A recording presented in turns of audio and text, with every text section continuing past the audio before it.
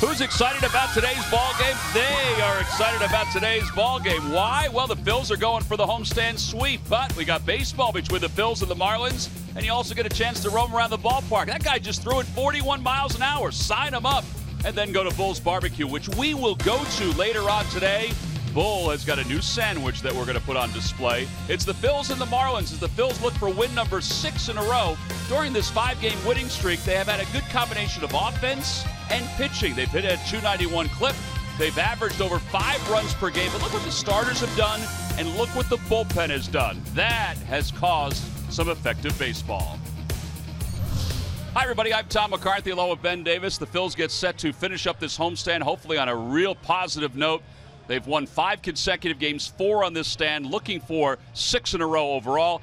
And Maikel Franco has had such a torrid RBI pace during this 5-game winning streak. You love to see it. Batting average is nice, but give me a guy in my lineup that you can depend on to drive runs in. That's how ultimately you're going to beat these other guys. You have to have one guy you can rely on day in and day out. It's been Maikel Franco in April, 20 RBIs. He's got 8 of them with just the 2 swings this month. Last night, picking the ball club up, giving them a 4-2 lead, and going on to win the game 7-4. But he's really done it all. We've seen the average come up, but the RBIs, that's who I want in my lineup. All right, so 10 RBIs. He has 20 overall, so half of them during this 5-game winning streak. Now, as good as he has been driving runs in, that's how good Jeremy Hellickson has been out on the mound to start this season. I mean, this has been a fantastic run for the Phillies right-hander, and it's all about his changeup and keeping guys off base. The changeup is great, and he doesn't get a lot of hype because he's not a flamethrower, but I will take Jeremy Hellickson on my team any day of the week because he throws strikes, he pitches to contact, he's not afraid to challenge a hitter when he needs to, but he's going to throw all 4 pitches. He can throw them all for strikes. He can strike you out when he really needs to, but that changeup, I am just in love with that pitch. All right, so he was very effective last year against these Miami Marlins. We hope that effectiveness continues this afternoon as the Phils wrap up this homestand. Game 2 between the Phils and the Marlins. It'll be Hellickson against Volquez, both making their 5th start. When we return, we'll have lineups at first pitch from Citizens Bank Park.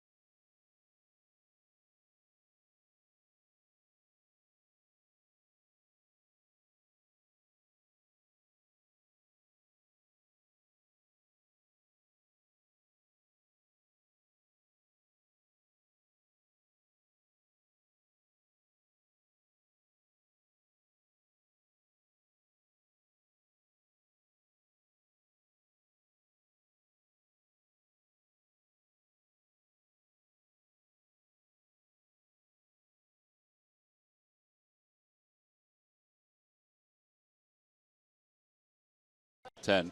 Tell Volquez to take his time getting off the That's field. what I was just thinking. Serious? 7, 6, 5, 4, 3, stand by.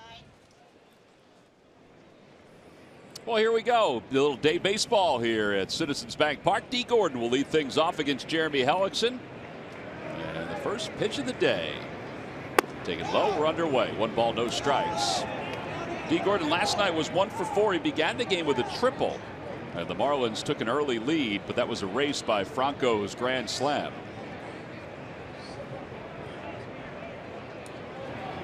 He bunts. Got to hurry to get him. Barehanded by Hellickson. Throws him out cleanly. And 1 away here in the first. Smooth. Well, the rest of the Phillies lineup brought to you by Xfinity. Xfinity X1 will change the way you experience TV. No real changes from last night, probably because of the 3 off days they've had in 11 games. It includes Prado, who's up right now, 17 career home runs against the Phillies. He certainly has hit them well during his career. And there's Hellickson's numbers, a 1.88 ERA, which is taking a little dip down after that first out. As he waits for Prado to dig in. First time this year the Phils have worn the red jersey tops with this first day game during the week. First pitch is in there for a strike, and it's 0-1.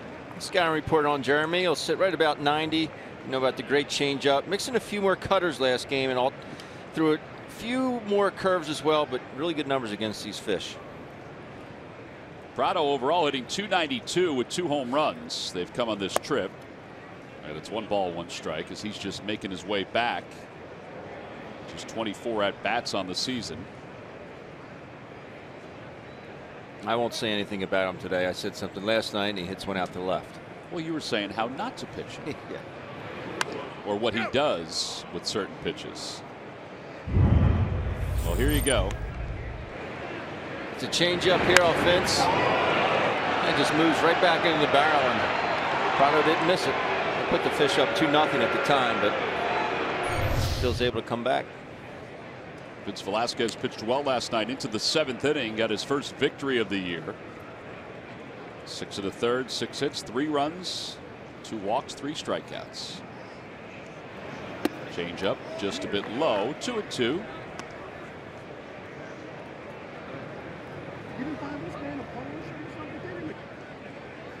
Opposition is hitting just .063 versus Hellickson when the changeup ends an at bat, which means they're putting it in play sometimes, but they're not getting much out of it. That's off the hands out to left field. All right, Ben, now time for our Nissan keys to the game.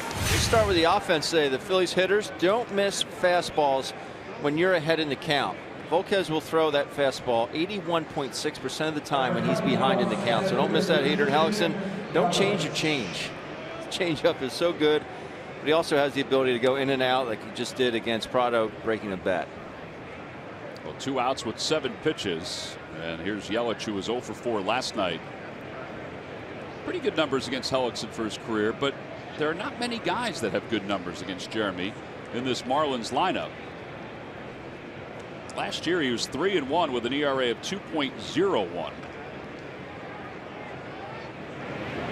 Inside, 1-0. I like this changeup to this ball club because they do hit the fastball so well.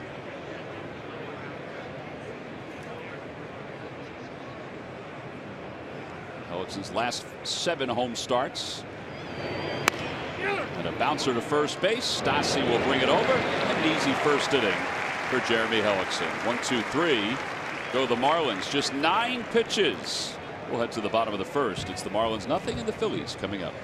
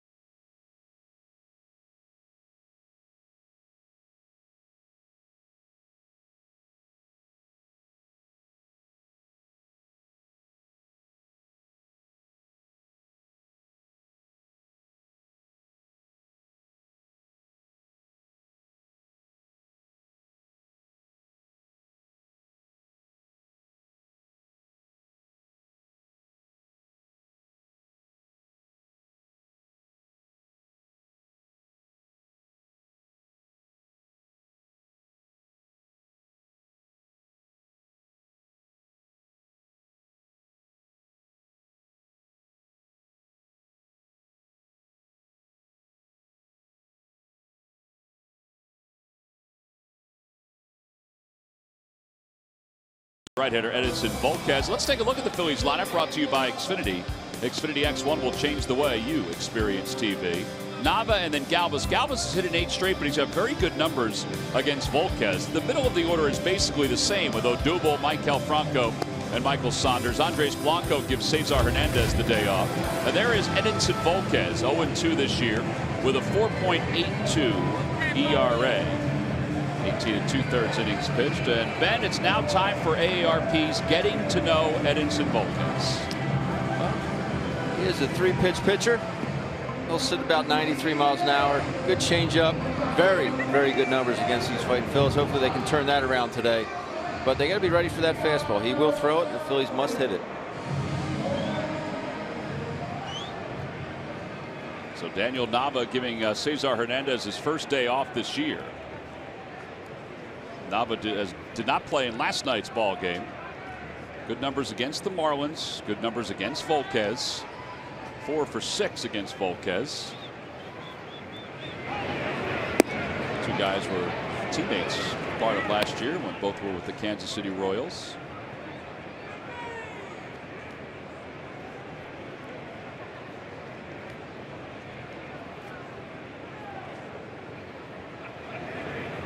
One ball and 1 strike, a 92-mile-an-hour fastball.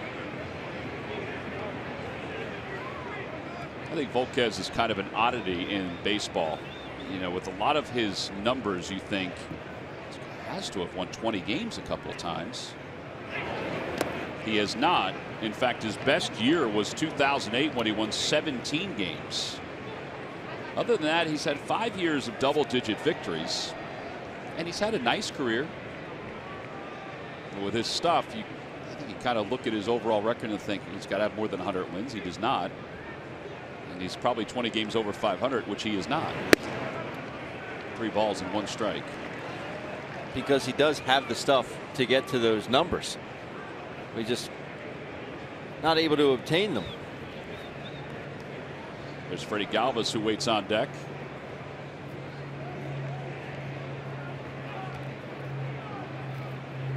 Way upstairs, and ball 4. Daniel Nava draws a leadoff walk. The Lucky McDonald's Phillies home run jackpot contestant is Howard McBain of Marsville. Phillies hit a home run in today's ball game. Howard will win $100. Now at McDonald's, an ice cold delicious soft drink is only $1. Ah, love it. Good luck, Howard.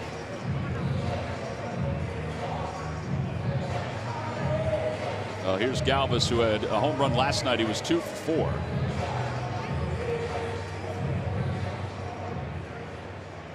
And again, decent numbers against Volquez.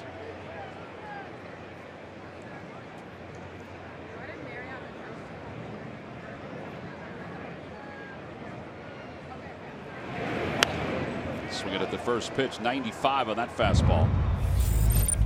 Well, here's that home run last night, right-handed. That fastball up, just into the flower bed over the glove of Marcell Ozuna. Good looking swing. I said to Freddie today, I said, fuerte, which means strong. He says, no, no, no, lucky. Very humble. Ground ball foul off the first base side. And the count remains 0-2.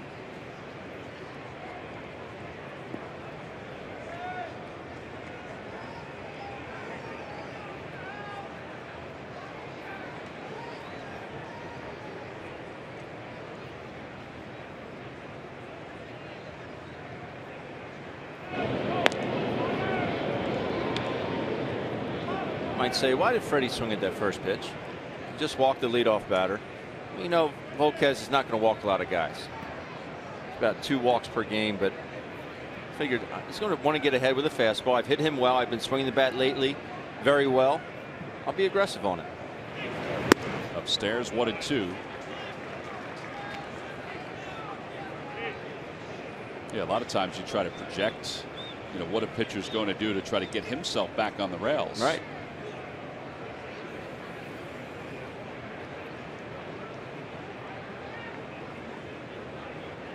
Nava with a medium-sized lead off first. Now he inches off a little bit more.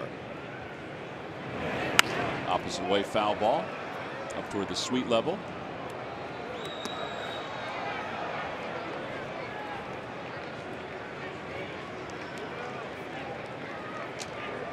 Today's ball game is also available in Spanish. Just use the SAP button on your television or change the language through the menu on your cable box.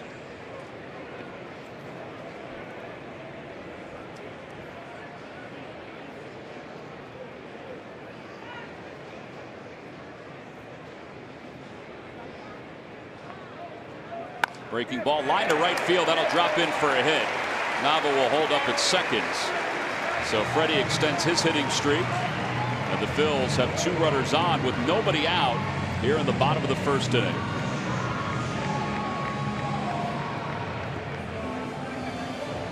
It's a breaking ball right there, does Freddie Galvis. And it's a good swing on it.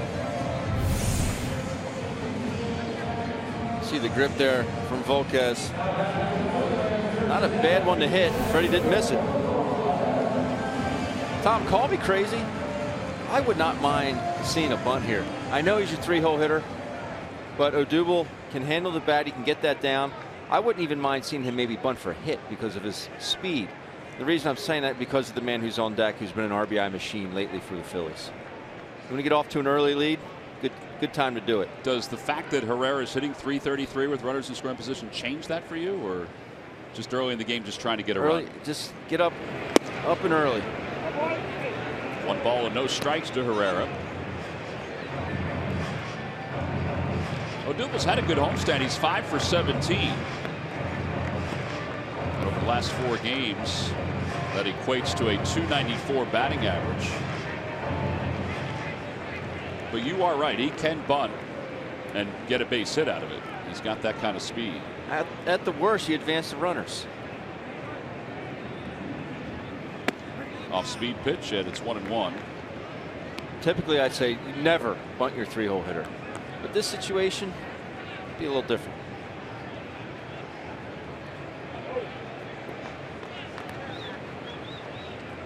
Now at second base, Galvis at first here in the bottom of the first inning.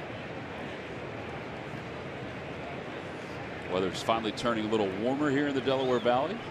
It's odd to see that yellow thing in the sky. It's a welcome sight.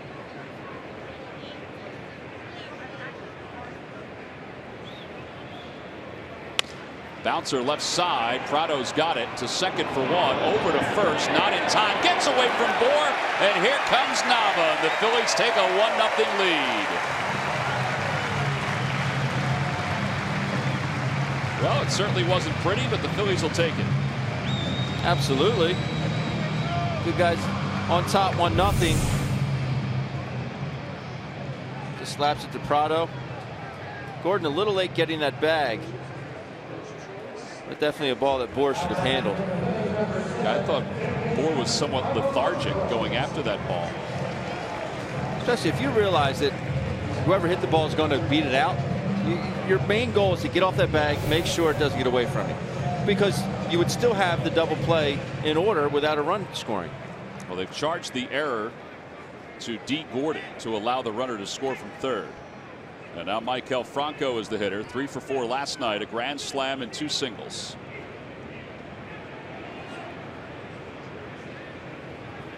Inside, 1 ball, no strikes.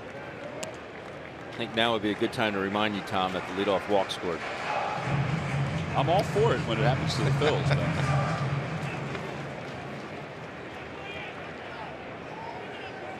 We mentioned during the open that Franco has 10 RBIs during this 5-game winning streak. 20 overall, as Odubel will swipe second base without a throw. What a jump.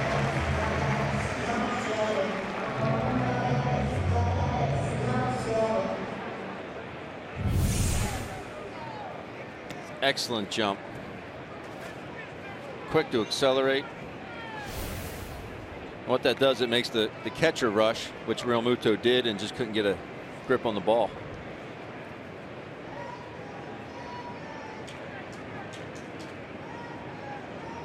Chance for another run with the count 2-0 to Franco. And Odubel causes Volquez to step off.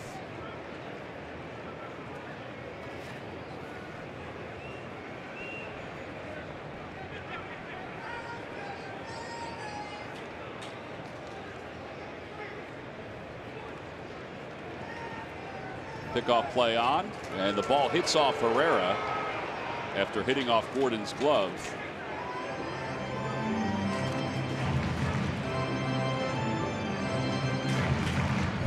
Volquez threw this about 104 to second. Actually, I don't even know if that hit Gordon's glove or hit the bag and popped up and hit Odubel.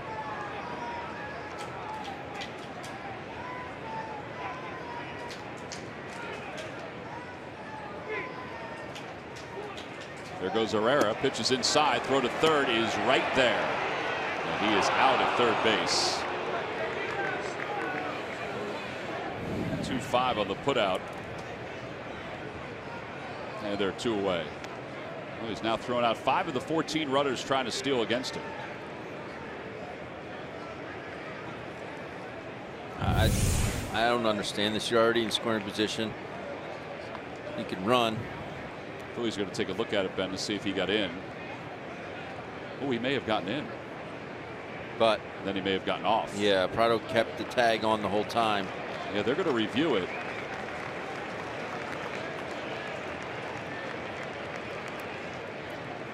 Phillies may get away with it on this one, Ben. Well, I sure hope they do, but again, I don't understand why he's running that situation. You got an RBI machine the last few games. Maikel Franco at the plate. Ted Barrett is the crew chief. He's to the right. He made the initial call. Angel Hernandez is the other elder statesman. And whether they can decide that Franco did not get off the bag totally while Prado still had the tag on him, I guess that'll be the determining factor, because initially he's in right there and the tag wasn't on him. Now it's on him, and now he's off the bag. But is it enough to overturn it? I think it is if they call it right there on that, but I don't know if it's enough to say that his body was not on when Prado had the tag on him. But we'll see. Every part of his body touched that bag, from his fingertips to his toes. Yeah, as it turns out, it was a heck of a slide by Herrera to lift up the left side of his body and apply the tag with the right hands. Dubel's not going anywhere. He's thinking he may have gotten away with one. I sure hope that's the case. There's a time limit that the replay folks can look at it.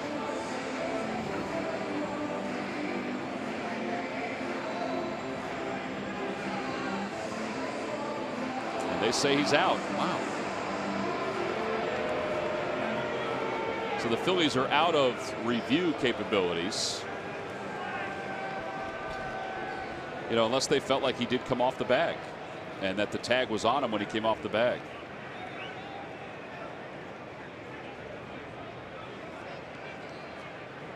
I think it would, the initial call would have been opposite if they would have called him safe and the Marlins reviewed it. It would have been a different story. Second walk issued by Volquez. Took a minute 34 seconds to review it. And here's Michael Saunders. That's a lot to write in one box for Odubel. Fielder's choice, E4, stolen base, caught stealing, 2-5.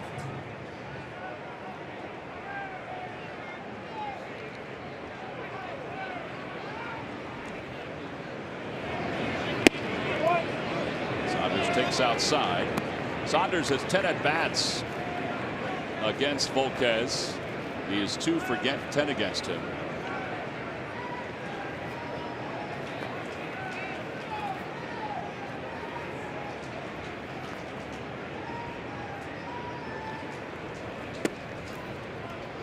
Balls and no strikes. Boy, he got a hold of this one last night, didn't he? This ball was crushed. Himself in a 3-1 count and just crushed that pitch. Monkey off his back. Pete said that he thinks he'd been pressing a little bit to get that first home run out of the way.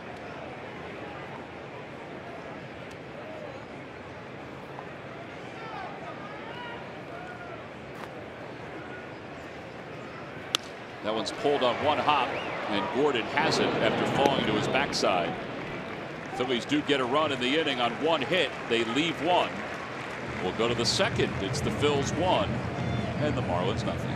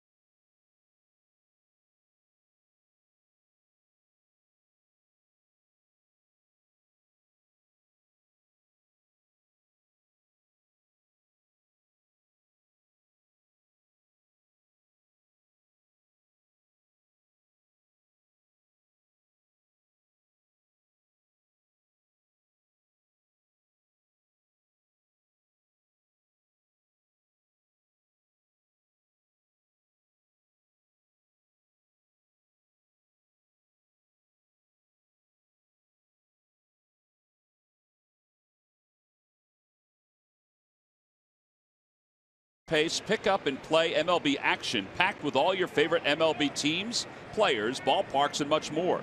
Get RBI Baseball today for Xbox One, PlayStation 4, and mobile devices. Learn more at rbigame.com. Giancarlo Stanton leads it off.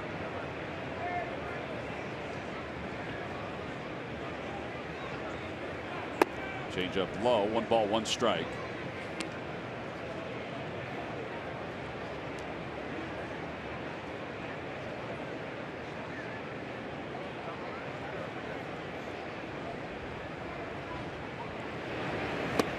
Swing and a miss, 1-2. Excellent cutter there. Now, he got Yelich out the last inning on a little ground ball to first base on a very good late moving cutter. That was it again.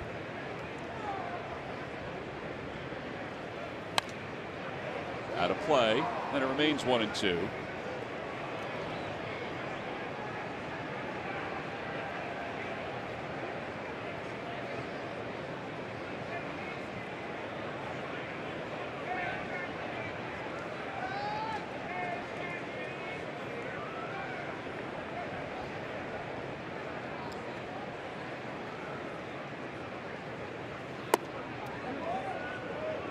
Boy, he's trying to track that changeup all the way through.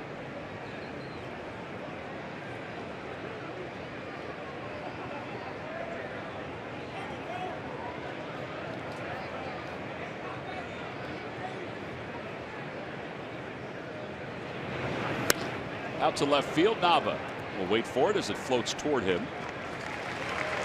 And there's one out. And Marcell Ozuna is coming up. That's a couple righties that he was able to get in on. This guy's looking out over the plate and able to run that fastball. Again, he's not a mid-90s guy, but goes to show you, well-located fastball is the best pitch in baseball.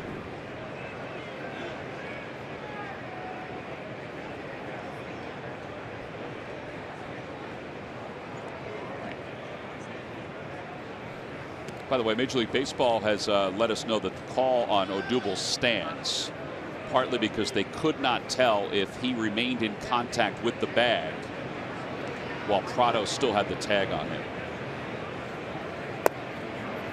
1 ball and no strikes to Ozuna.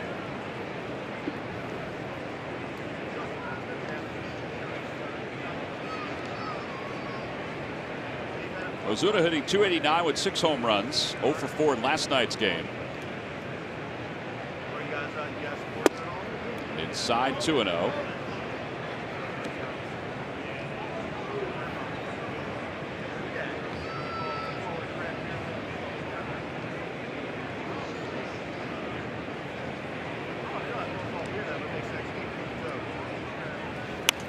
Popped him up foul. And it's 2-2.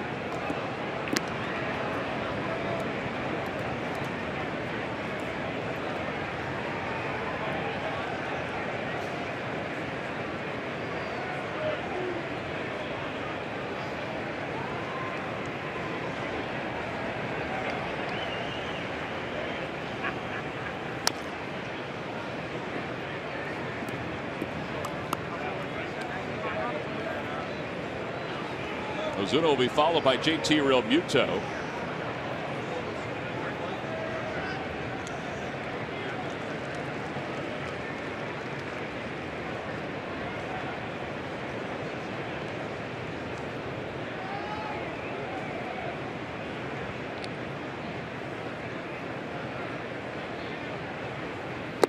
And 3-2.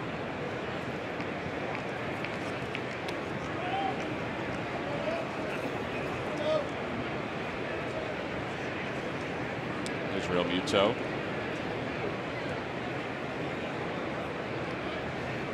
Hellickson has only walked 3 batters in 25 and a third innings so far this year.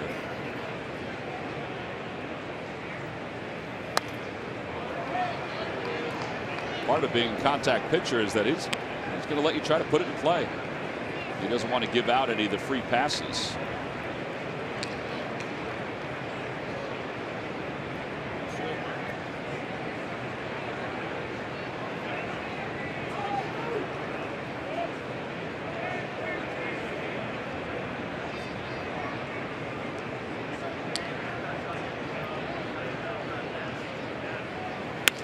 Out to left field again in Nava. 3 putouts already for Daniel Nava. CSN is your Eagles draft headquarters. Don't miss the action before and after all the picks are made. CSN has you covered with updates on air and online all day long on the only place to get all Eagles all the time. CSN. A lot of folks took advantage of the ticket special today here at Citizens Bank Park. You wear an Eagles jersey or sweatshirt or t-shirt or have a hat, and you get a discounted ticket.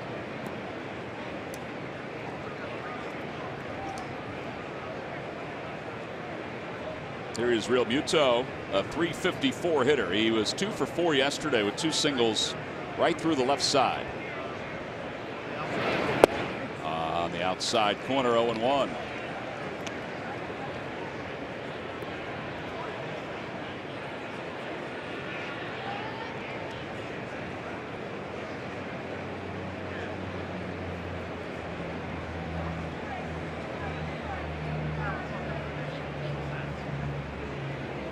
Good pitch.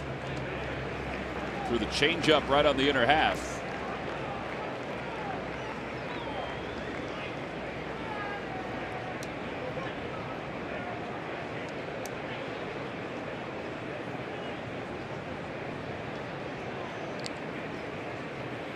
And a liner out to left field. Here comes Nava, reaches down, and he picked it on one hop, according to Ted Barrett, the third base umpire.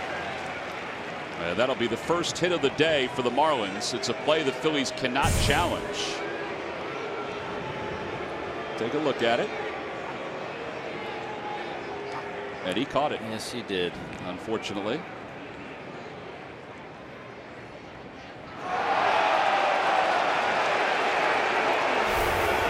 Angel Hernandez is not pleased that the play was put up on the video board because he just looked back at the press box.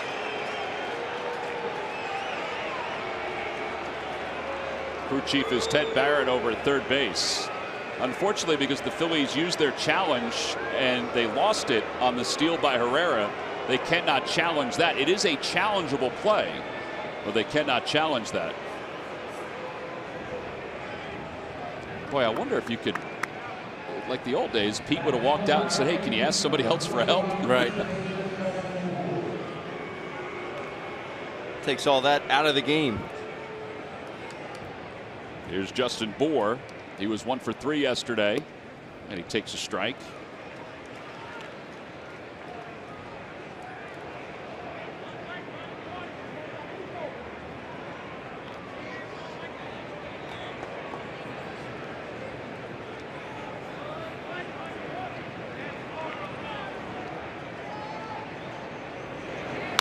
Bouncer foul.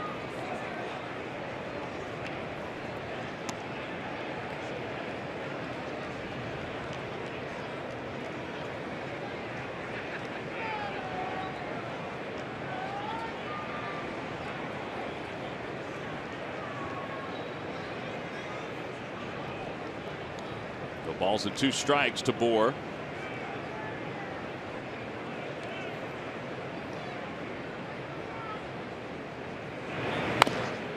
They go into his kitchen and he bounces it foul.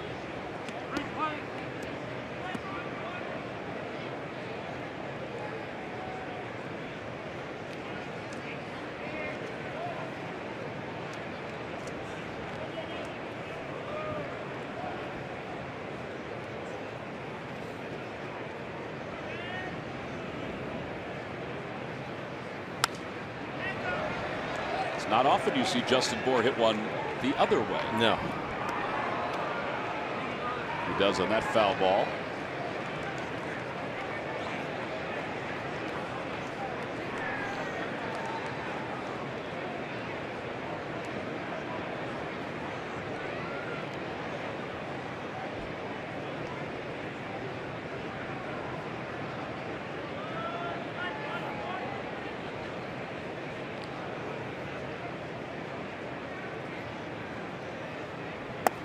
Runs inside 1-2.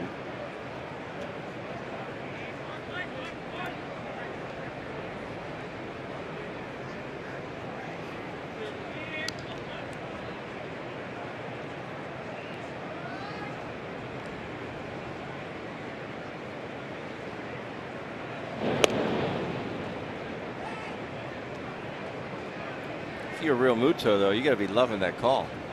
Yeah, you do. Well, as he's running up the line, he's probably thinking, well, that bounced. And then he looks at the video board and looks at the replays that we showed and realizes, I got away with one. Yeah, he did. Ben, it all evens out. No, it doesn't.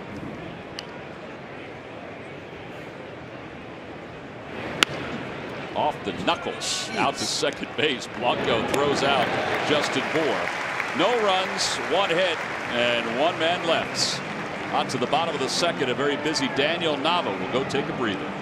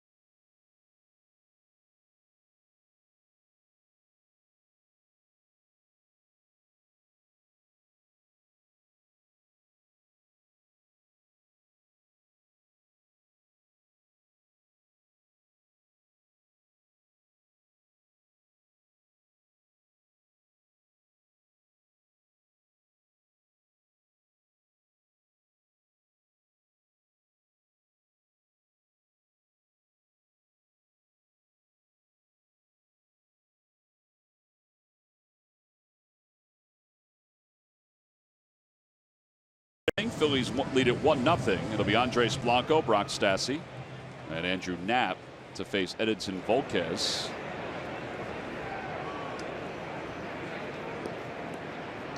Volquez allowed a run on 1 hit, 2 walks in the first inning.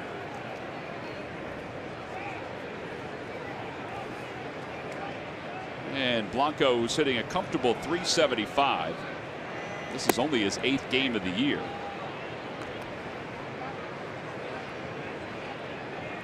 He's had 3 at-bats as a pinch hitter.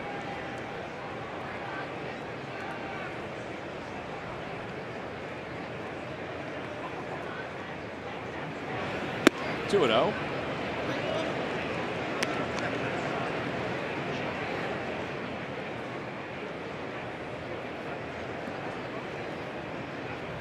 Cesar Hernandez getting today off, chatting with Freddie Galvis in the dugout.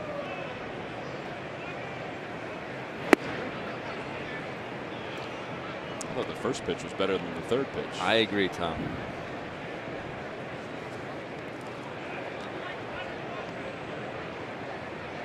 But so be it. Still have 2 to work with.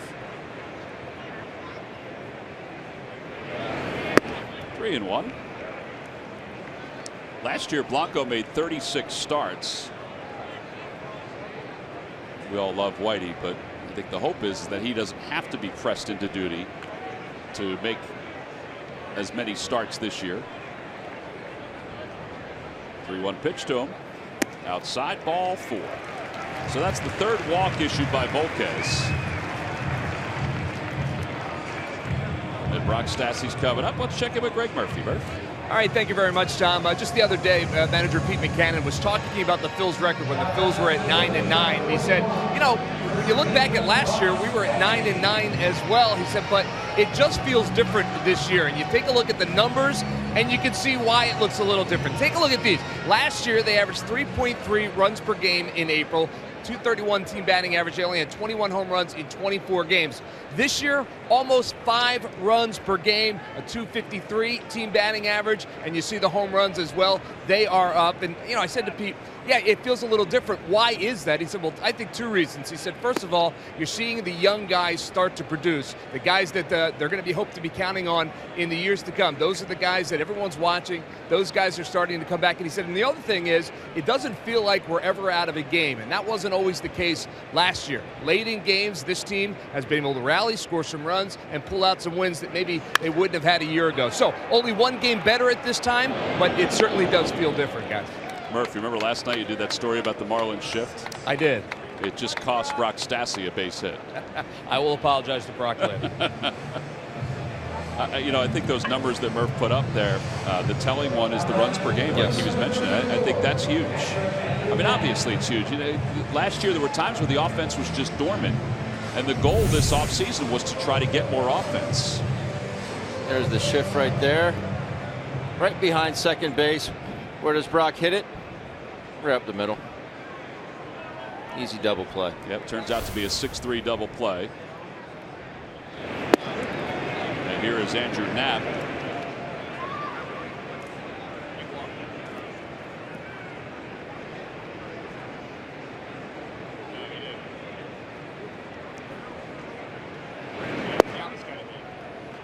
Oh, and 2.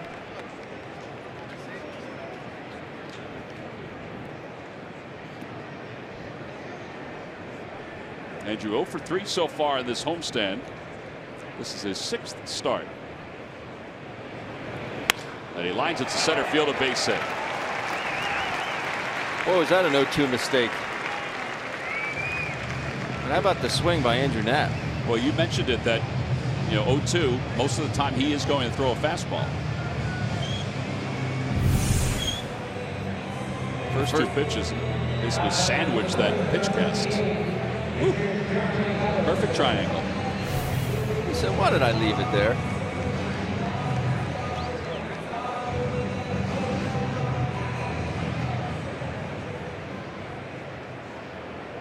Best thing about it is it clears Jeremy Hellickson. I'm not saying Jeremy's not a good hitter.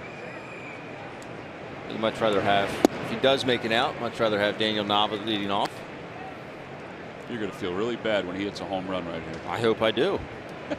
I hope I do feel badly for that, if it were to happen. Breaking ball, 1 strike.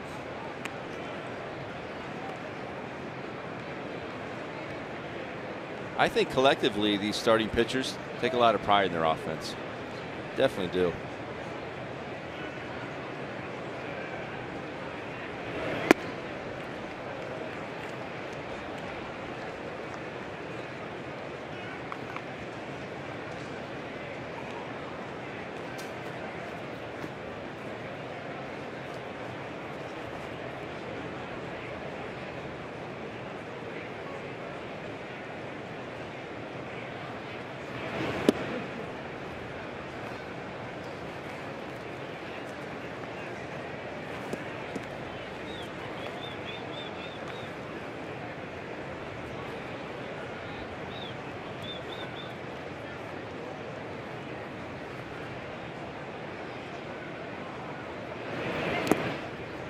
3 balls and 2 strikes. So Knapp will be off and running on this pitch.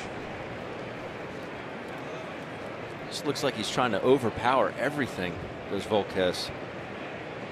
Case in point, that 0-2 pitch, he tried to throw it right through Real Muto, and Andrew Knapp was ready for it. That pitch there to Hellickson, it's 95, yeah, but he spiked it. Runner goes, broken back ground ball to shortstop. Echeverria is up with it. And an easy play over to first. No runs, 1 hit, and 1 man left for the Phils. We'll be back for the top of the 3rd.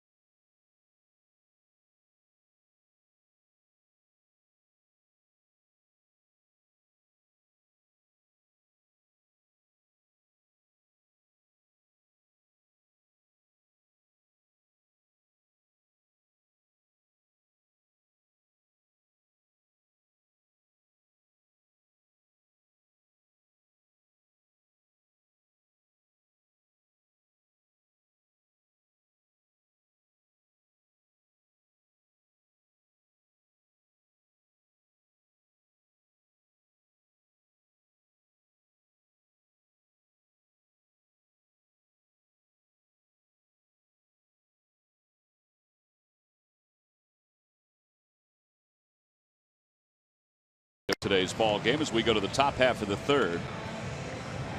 Xfinity X1 customers say show me sports into your remote and get live game stats up to the minute scores and standings right on your TV. Change the way you experience sports with Xfinity X1. And when you say it, this is what will pop up if you're watching the Phillies games. And then you can move it around. Like right now, it's the matchup. If you want to check out what the Marlins have done so far against Hellickson, which is just 1 hit, or what the Phillies have done against Volquez, which is walked 3 times, you can slide it on over. Gives you an idea of who's up. It's Echeverria to start the top of the 3rd. He'll be followed by Volquez.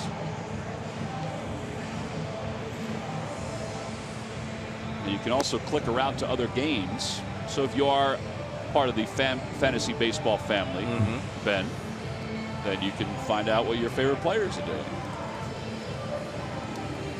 Ben, you can follow Ichiro wherever the Marlins are.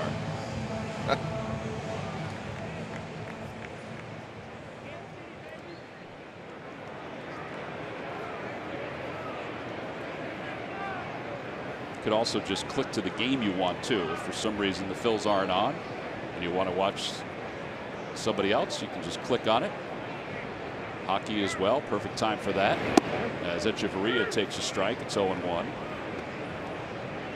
Also, wouldn't be bad to have it with the NFL draft starting tonight. Yeah.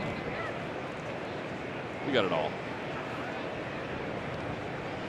Echeverria was 3 for 4 in last night's game. And he's behind in the count. No balls and 2 strikes.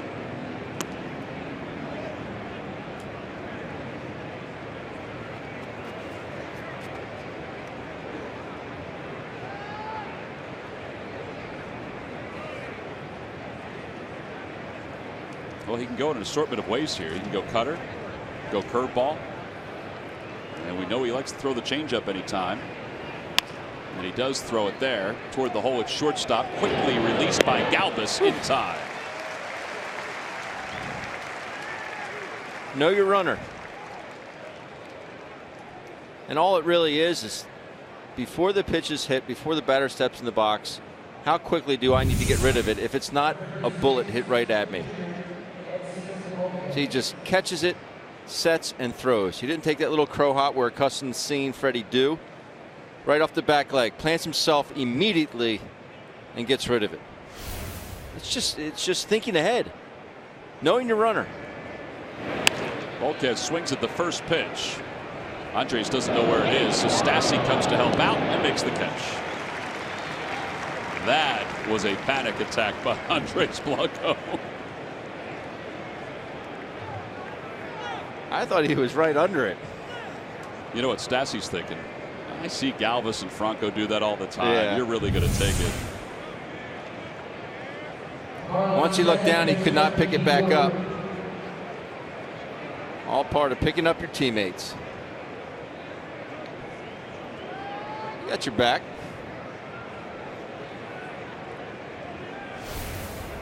Two away, and here's D. Gordon. Try to butt his way on his first time up.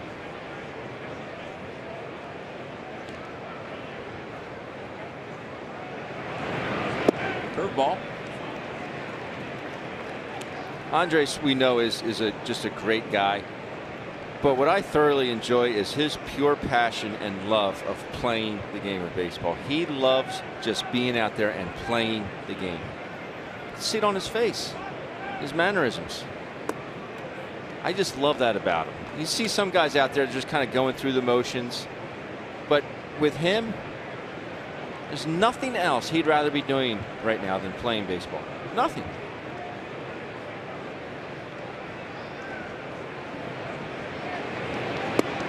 Fastball in the inner half, 1-2. He's got his regiment down. He's in the cage at the same time every day. Yep.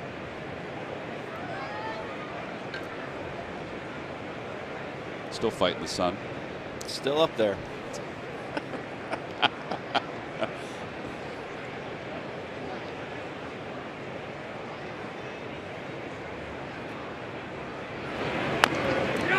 Over to first base. Stassi has to quickly get to it. He figures I might as well just apply the tag. 2 ground outs and a pop out. And we're through 3 innings here in Philadelphia with the Phillies on top. Or I should say 2.5, 1-0.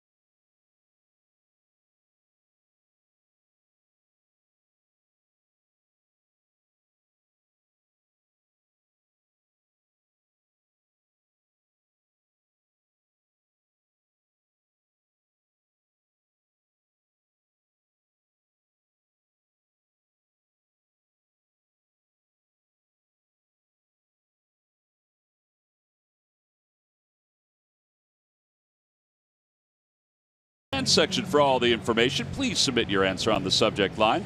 All right, Ben, the question is, who was the first Marlins reliever ever to have 100 or more strikeouts in one season? Who was the first Marlins reliever to have 100 or more strikeouts in one season? The answer will be revealed in just a little bit.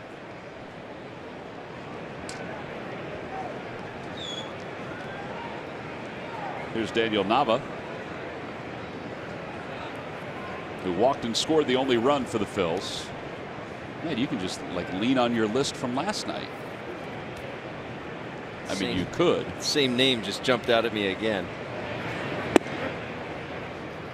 0-1. We'll just take a peek at your thread, text messages from last night.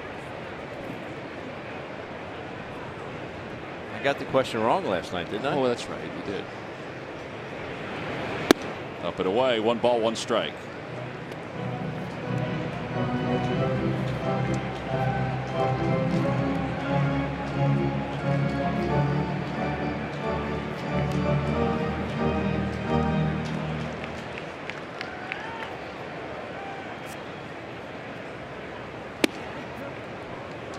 1-2 now to Nava. That's the first time we've seen Volquez do that little twist before he tossed to the plate.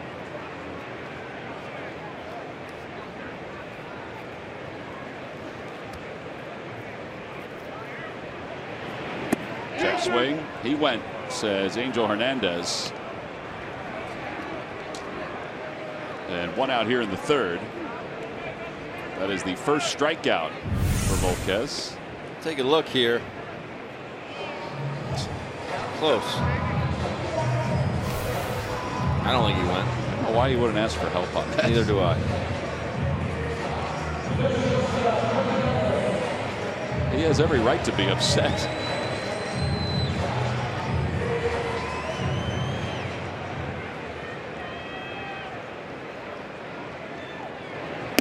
Freddie singled his first time up. He has one of the 2 hits the Phillies have this afternoon. That's why Ted Barrett is down there.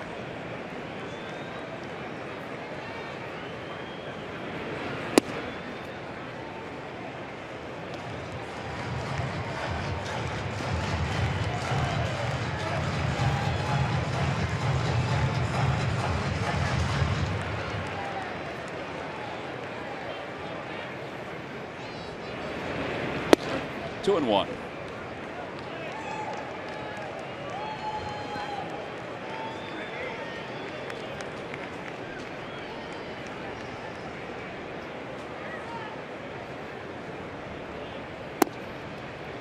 Volquez came up with the Cincinnati Reds. He was 30-18 during his time with Cincinnati.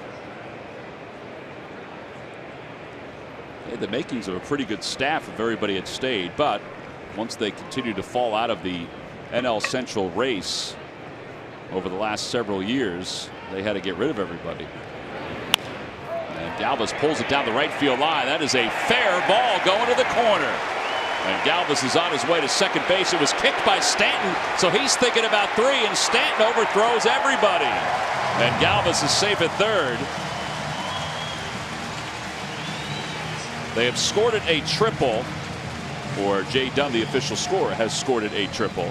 You know what makes this triple is the fact that as soon as he hits it, he's running hard out of the box. He wasn't going to wait for it to land. You see him getting going right away.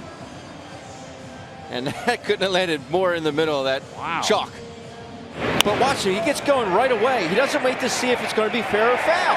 I'd love to see that. Once you realize it's down, I'm gone. Pretty tight around first base, too. Very good route. Route efficiency. Is that a stat now? I don't know.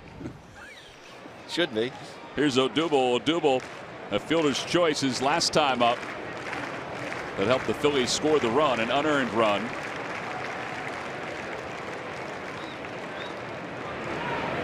Outside, 1 ball and no strikes. Surprised infield's not in here, Tom? I think I am surprised. The Echeverria and Gordon way deep in the middle.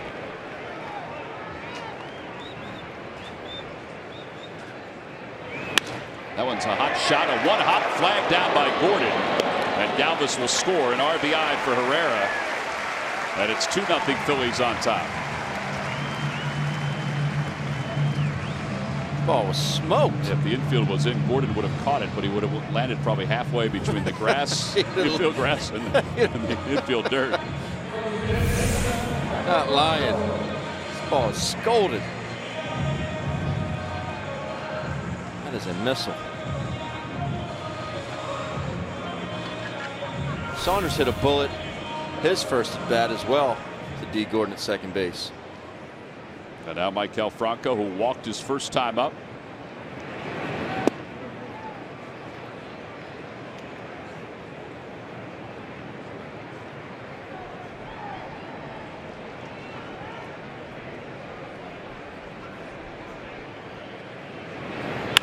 Hot shot off the glove. O'Prado at third. And Franco is aboard. And a single for Maikel Franco.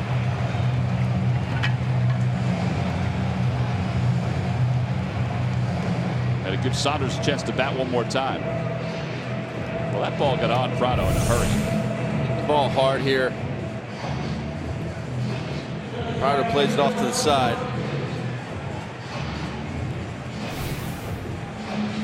Another hard hit ball by Michael because he's letting the ball travel. He's letting that ball get deep. He's not going to the baseball. He's letting it travel. Saunders grounded out his first time up. Hit it sharply to Gordon. Well, Volquez is running his pitch count up here too. It's a little high at this point. 50 pitches with 2 outs here in the third.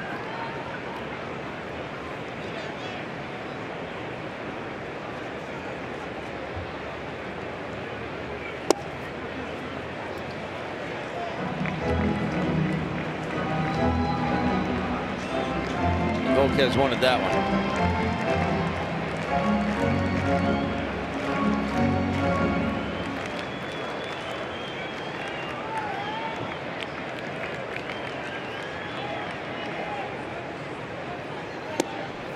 Pitch. They changed it up, and it's 2-1. Always had a good changeup.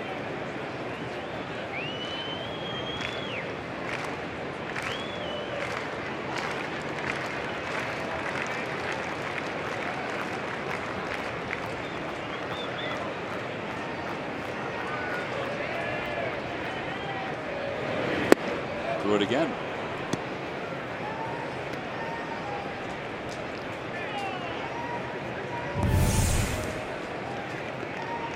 Doubled up. Speed is good. The movement was better.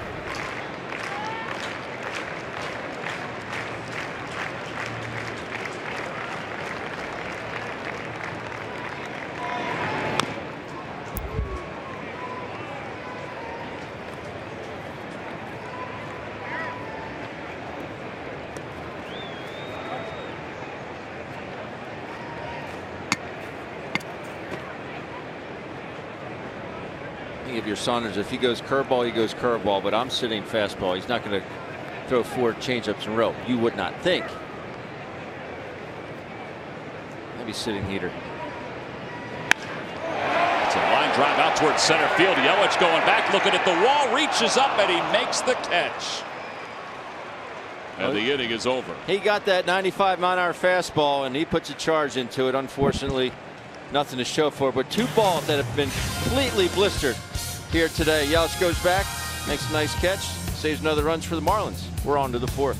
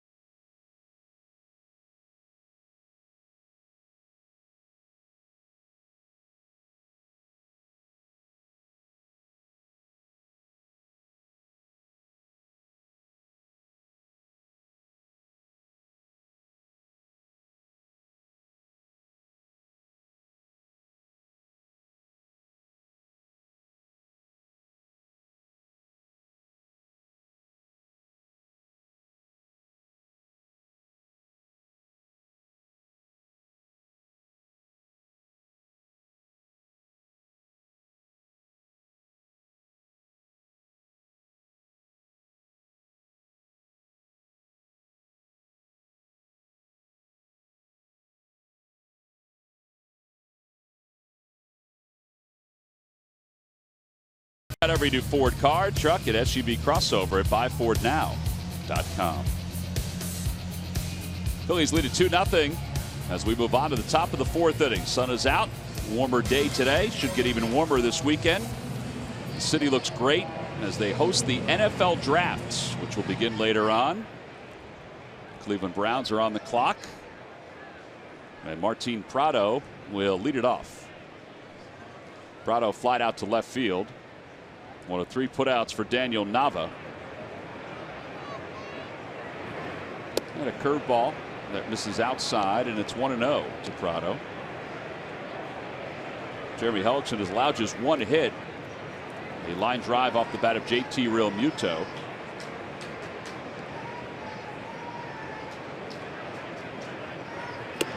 Good changeup, 1-1.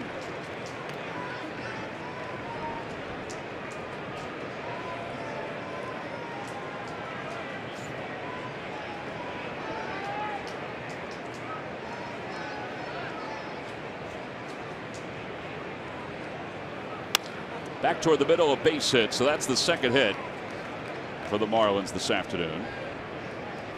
And Christian Yelich is coming up. Let's check in with Greg Murphy. Murph. All right, thank you very much, Tom. Well, you mentioned at the beginning of the broadcast that we were going to kind of walk around today at Citizens Bank Park and find some food, and boy, did we find a spot. Everybody knows this spot out here in, where are we, right center field? Right center field. It's Bull's Barbecue. Greg Lazinski is with us, and this is your spot. You're here every day, right? Every day we're out here. Hardest working man here. Oh, yeah. Yes, you are. All right, so Ed is also here. Ed Buttacavoli is here, and he's going to tell us what we have because, Ed, you're the master at this. So take us through. Take us around the horn of meats is what we have here. So these are ribs. They're smoked, or they're grilled right behind us here, right out of Bulls. This is our turkey leg. We sell about 50 of these a game. This is our chicken, and our most popular item is our pulled pork. So basically, I mean, it's pretty standard stuff, but it's above standard because, first of all, Bull's man in the grill, we know that, and then it's got the Bull's barbecue sauce. What makes your barbecue sauce so special? People come back, you got a crowd here, so. There's a secret to it I can't divulge. Oh, really? If I divulge a secret to you, there's no telling what you do with it. But, I just want to set something straight here. My man tried out for baseball at Holy Cross. And I actually played for a little bit, but go ahead. We saw him fielding, right? Well, that wasn't his problem. His problem was he used one of these for his bat. You know what? You may be right. I thought you were going to compare this to my leg, but I appreciate you. Yeah, you know what? I couldn't hit. Can't hit with that. You almost could hit with this thing. Ed, where do they grow turkeys this big? I have no clue where we get these products from. Let's start with a turkey farm. Well, okay. That is one big turkey leg. I know you guys were nice enough to send some food up to you. Tom, did you get your food, Ben? It is arriving as we speak, Ben. Murph. He looks like he needs to eat a little bit. Whoa. Yeah, they were talking about the turkey leg today. We should point out, Ed, that the pulled chicken is a new item here. It's, again, you see pulled chicken places, but take a look. This one looks pretty awesome. Yeah, it's our new item out of Bulls this year. We're selling a ton of them. It's another alternative to the pork and to the turkey leg. So if you get a chance, come on out. I'm going to ask Matt to kind of just scan the crowd. We got a packed house here. You always have a packed house out here. We do well out here, besides the young kids coming out here wondering who I am and their parents having to tell him he played for the Phillies. Their grandparents have to tell them. Grandparents.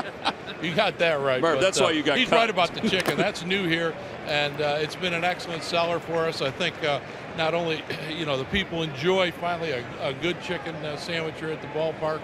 A little barbecue sauce on it. So, like you said, we get good crowds here and they enjoy it. So we got to keep them coming. Keep them coming. Keep coming back. Well, guys, thank you very much. Tom, I know you have a turkey leg in your hand at this point. I put it down. I got the chicken. Oh, now you have the chicken. Yeah. Good for you. Well, enjoy it all out there. And, the folks watching at home, when you get down to the ballpark, got to come out to Bull's Barbecue because can't get any better. Doesn't get any better. It's got this guy's name on it, so he takes a lot of pride in it, of course.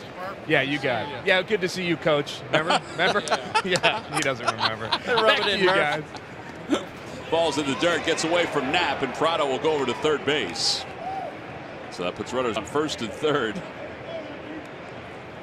with nobody out here in the top of the 4th inning. Well, we always love Bull's Barbecue. I love the turkey sandwich that he has.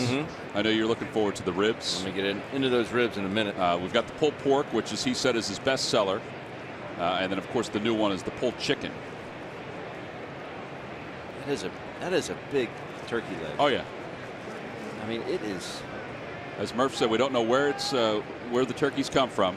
Huge. But wherever they come from, the legs are big. You want to take that home? I think Teg will like that. Yeah. Throw over to first base. take it on the plane with us. And Yelich is back. Back-to-back singles, and the wild pitch have put runners on first and third. Giancarlo Stanton, who flied out to left his first time up, has the count even 2-2. Over toward third base, a foul ball.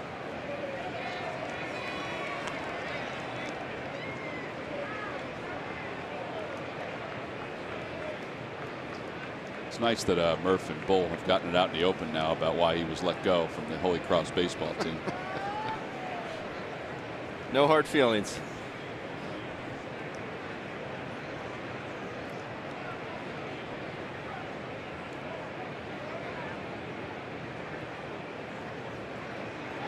Another toss over, and Yelich is back again.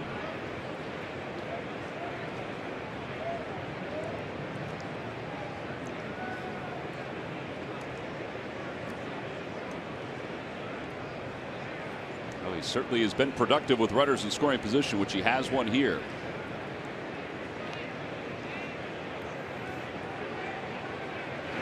Got him. Threw him a changeup, and Stanton couldn't hold up. First strikeout for Hellickson comes at the right time, and one away here in the fourth. Pure frustration here by Giancarlo Stanton. Gets that changeup. Ball cutting away from him a bit. You see the grip. Stanton way out in front. Double play here. Phils are out of it.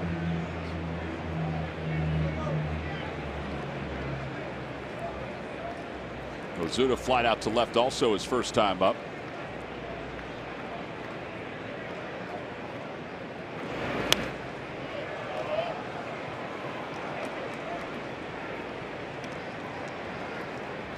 Stanton, you're thinking, I got jammed my first time up, flew out to the left. I'm way out in front of a changeup my next at bat. Where am I going to go next?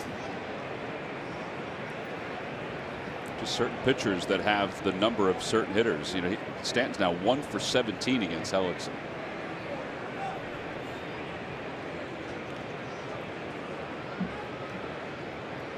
Oh, and 1 to Ozuna.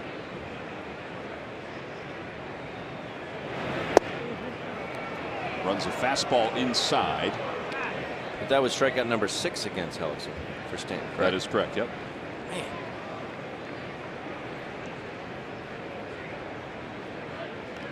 Roll it up right here.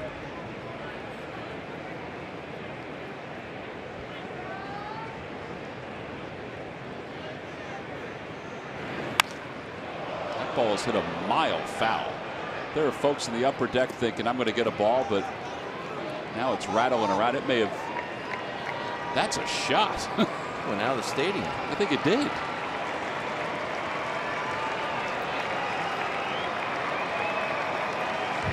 Gives all new meaning to the term long strike.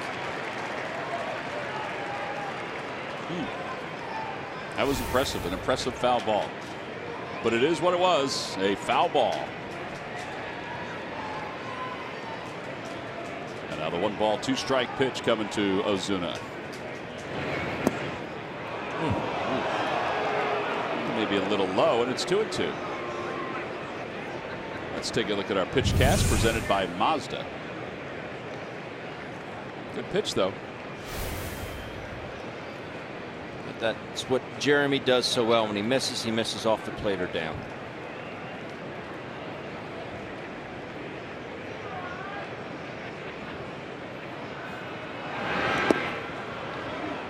Nice play.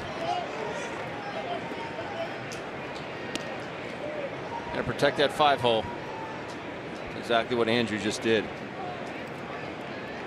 And keep that mid on the ground.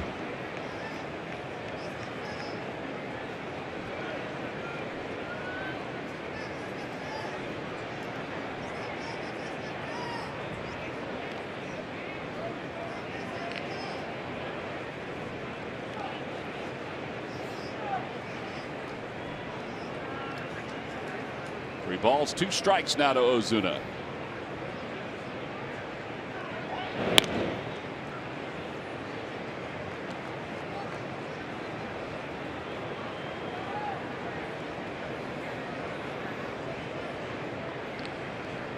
Jeremy tried to manage his way through this inning. He got a strikeout of Stanton. And now with runners on first and third, he's got the count full to Marcell Ozuna.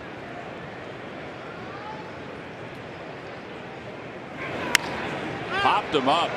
Shallow left center field. Galvis backpedaling. No one is tagging. Galvis is there to make the catch, and there are 2 outs.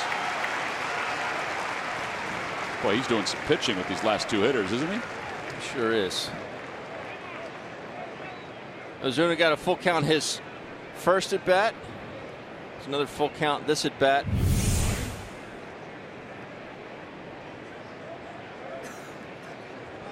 Up in the zone.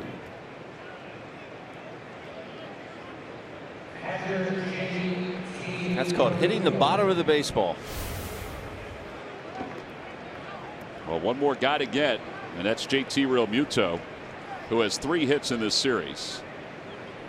His line drive to left field the last time was caught by Nava, but ruled a hit by Ted Barrett, the third base umpire.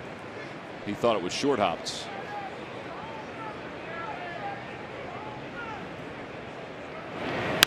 Line drive to short, caught by Freddie Galvis, and the inning is over. After the first 2 runners get on base, Jeremy Hellickson dances out of trouble.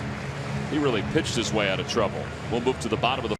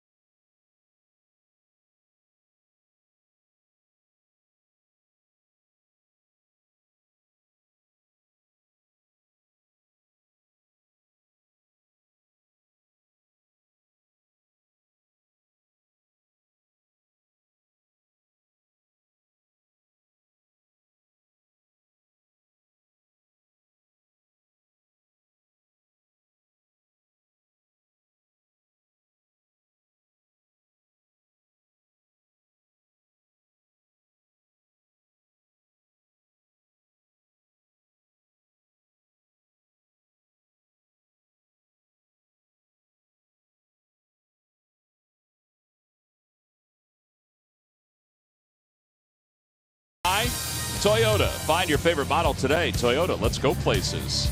And buy WB Mason. Who bought WB Mason for fast free delivery? Nobody does it better. Well, we go on to the bottom of the 4th inning here in Philadelphia. Along with Ben Davis and Greg Murphy, I'm Tom McCarthy. The Phillies lead it 2-0. Jeremy Hellickson just pitched himself out of trouble at the top of the 4th inning. He was pausing. He's trying to keep the hitters a little jumpy. And he got Stanton, Ozuna, and Realmuto. Masterful. Really was.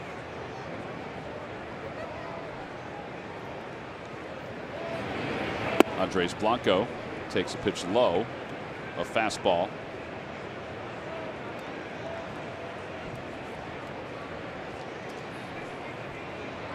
Blanco walked his first time up. Well, that changeup has been the best pitch for Volquez today.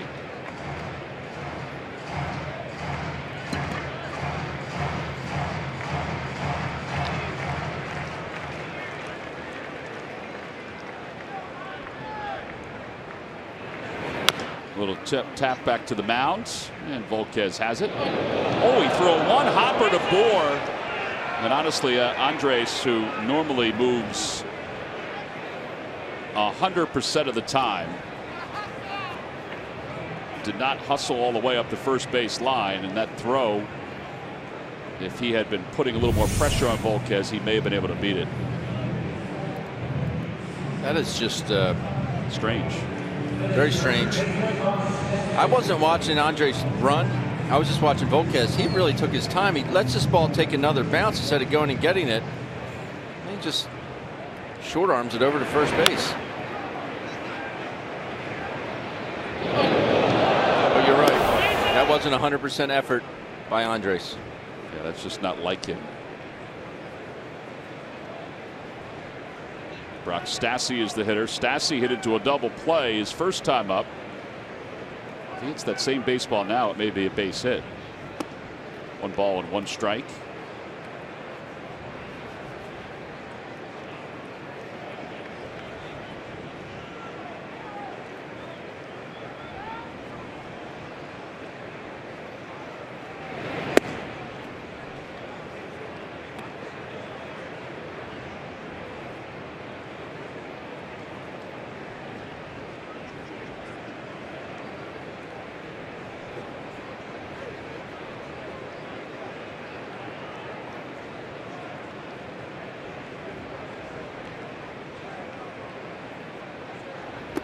Three and 1 to Stassi. It'll be Stassi and then Knapp. I mentioned the Phillies are tied for second place in the National League East. They're tied with the Marlins. Both teams at 10 and 9. 4 games behind the Washington Nationals, who won again last night. Nationals are in Colorado later on. Popped up off the third base line. Long run for Echeverria. I mean, he is moving and he just can't make the play. Boy, did he have a long way to run. He did it. He was flying. Brock has new life here.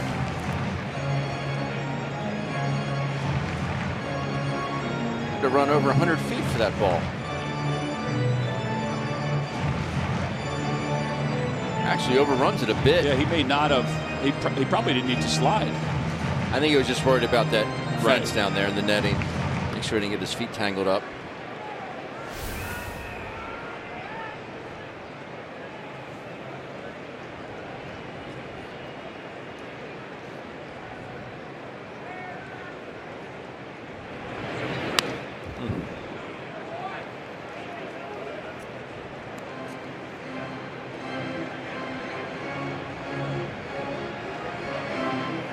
Balls and 2 strikes to Stassi, who is wearing the number 41, which was the number worn by Phillies manager Charlie Manuel.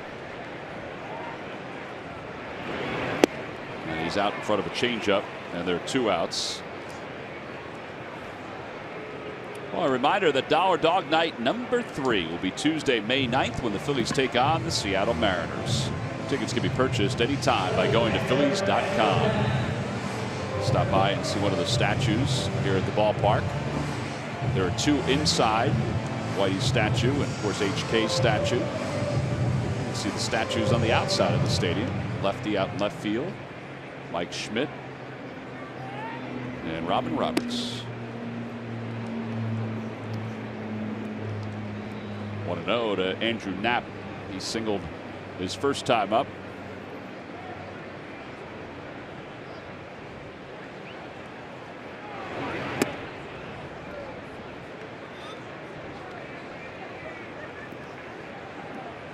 Andrew Knapp, Cameron Rupp, they're a symbol of the catching depth that the Phillies have in their system. Both are homegrown guys. Another guy who's not a homegrown guy, but he's been here for a couple of years, is Jorge Alfaro, who continues to hit well down in AAA. As that ball is punched foul over the tarp down the left field line. Here's Cameron getting the day off today. It's hard to find good catchers that can call the game, throw a guy out, but also hit the baseball. The Phillies feel like they have a number of them, not only here in the big leagues, but also down in the minor leagues too.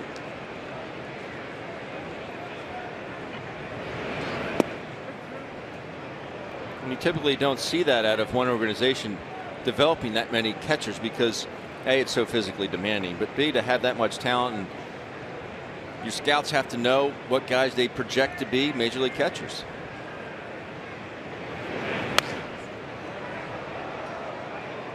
Obviously I'm biased, but in my opinion, it's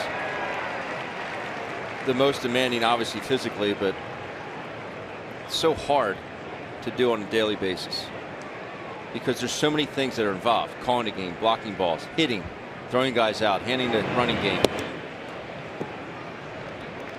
Nothing against the outfielders or corner outfielders, but think about how much less things, how many fewer things that they have to think about in the outfield. And okay, maybe you have to position here and there, but it's every pitch if you're a catcher. It's every pitch. It's every throw to first, every situation.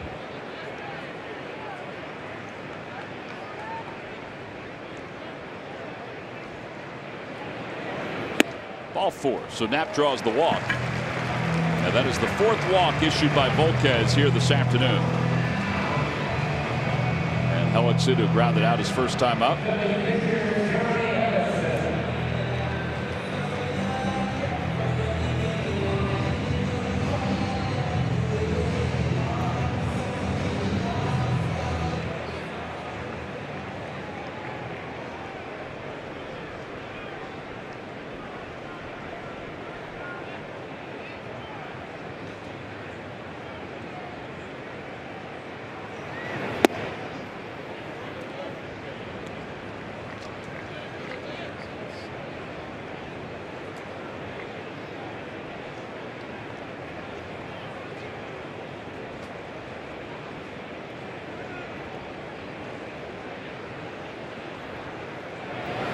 Outside 2-0.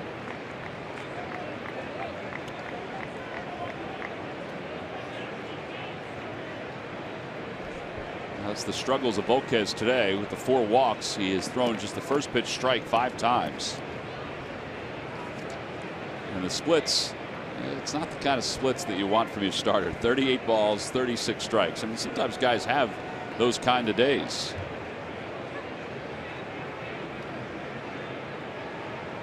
I think he's just putting too much effort into it.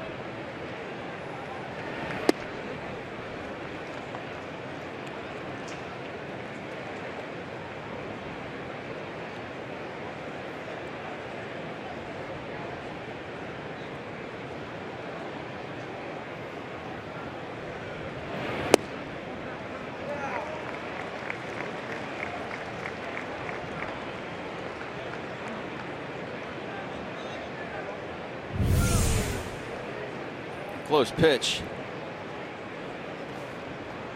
Volquez wanted it, rightfully so.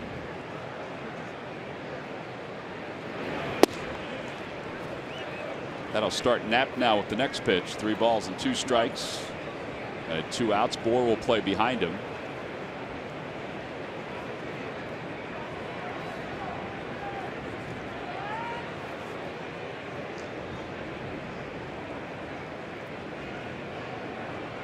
There goes. And the pitch is looped over toward the first base side in foul territory. No runs, no hits, and 1 man left. We have played 4 innings here in Philadelphia. Phil's still hanging on to a 2-0 lead.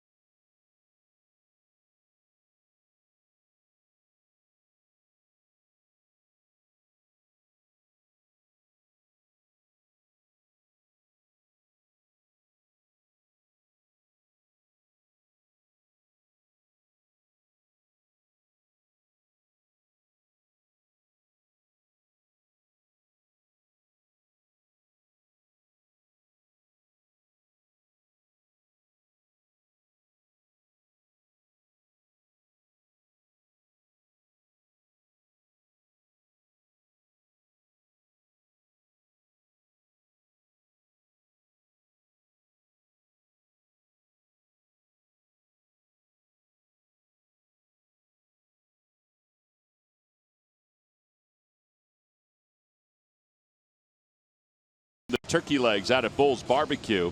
As we go to the top of the 5th inning, the ribs, they're melting in your mouth on a day like this.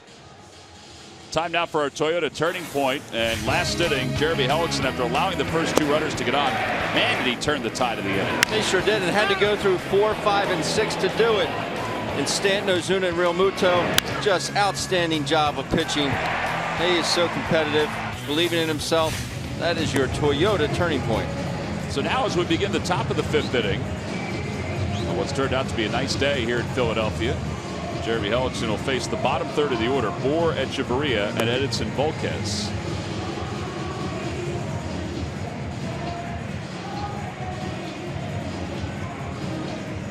Justin Boer, his first time up, grounded out to Andres Blanco at second base.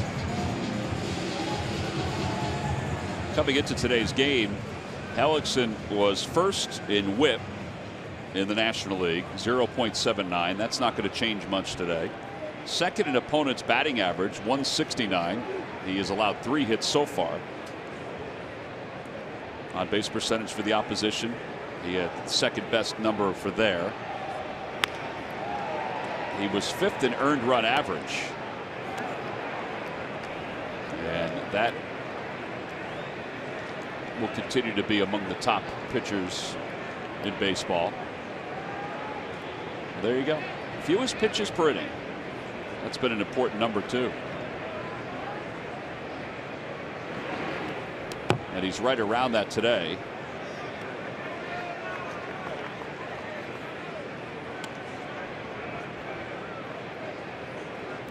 .22 pitches in the second inning. A little heavy lifting there, but then 8 pitches in the third. A little bit of traffic out on the bases, but he knows how to handle it, that's for sure.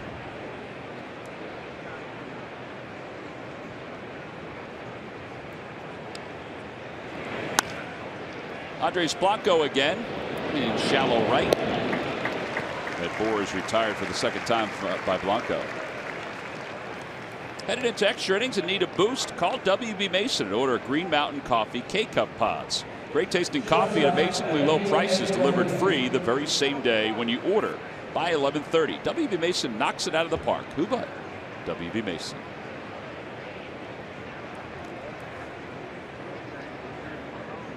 Brings Echeverria to the plate. He grounded out to short his first time.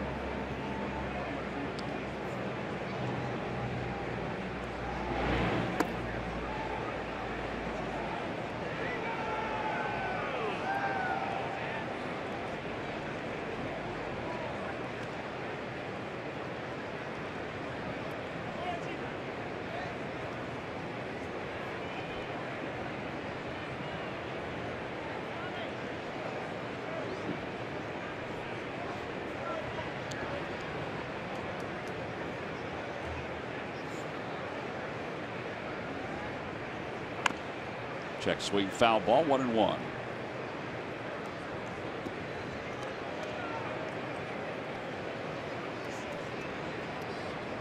Little guy having a good time at the game today. Got his Fanatic doll. He's all geared up. He sure is.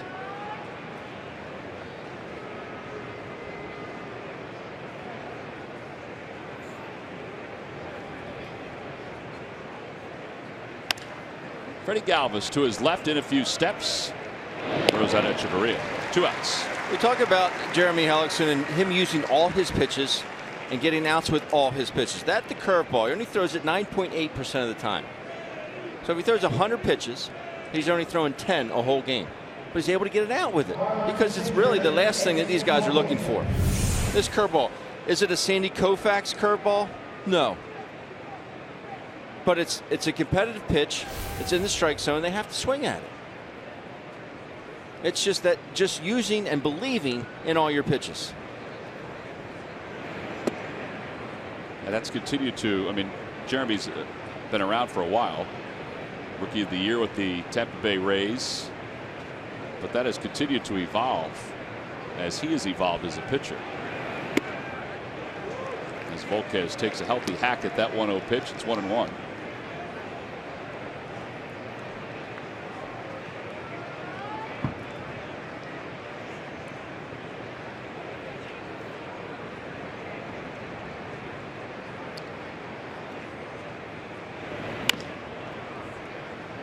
1-2.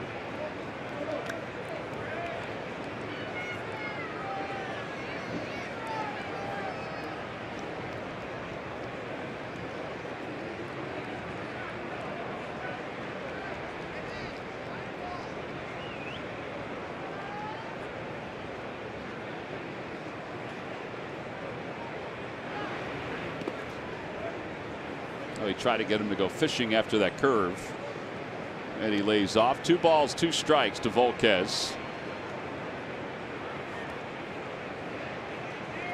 Phillies starting staff overall has an ERA of around 4. 4.10 coming into today's game, and that's dropped somewhat here today. Toward the hole, and Freddie Galvis can't get it, and Volquez has a base hit, his 3rd hit of the year.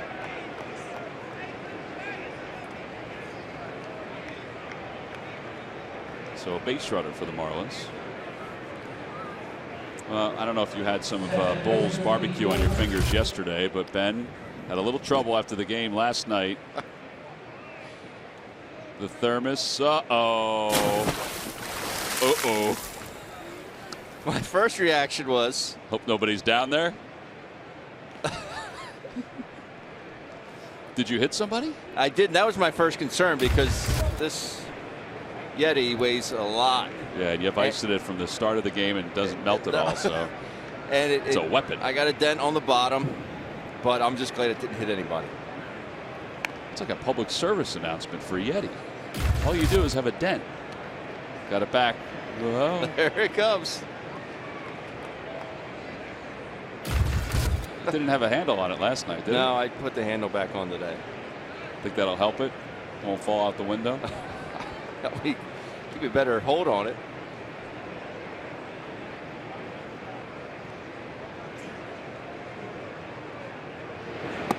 Change up low, 1-1. I have an idea for next time. Is make sure you put it on a flat surface that's not sort of slanted. Yeah, that'll help. They really do pick up everything in the truck, don't they? They do. Production cavity. Production cavity.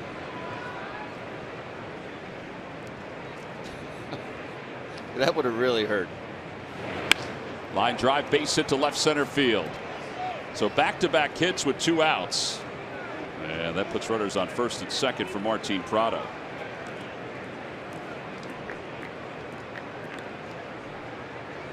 We are thankful that this gentleman was not standing there last night. Would have not worked out too well. That young lady would not have worked out well for her either. Of course, being the genius I am, the Yetis in the same spot. Of course it is. I think the handle's going to save you, though.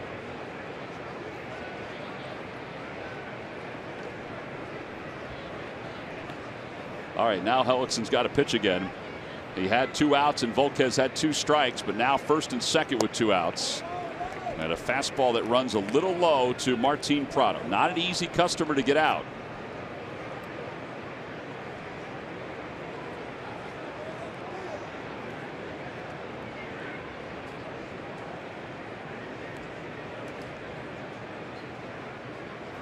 One ball and no strikes to Prado. Volquez is a big lead off second. Looked like a cutter and came back on the inside part of the plate. Prado's had such a good career. Began with the Atlanta Braves in 2006 in the big leagues. He's been with the Diamondbacks, the Yankees, and now the Marlins.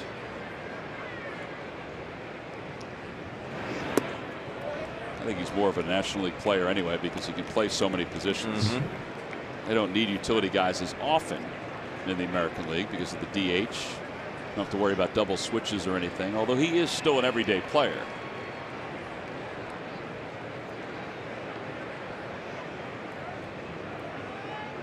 I thought the Braves had 2 of the better utility guys back when they were very competitive between Prado and Omar Infante.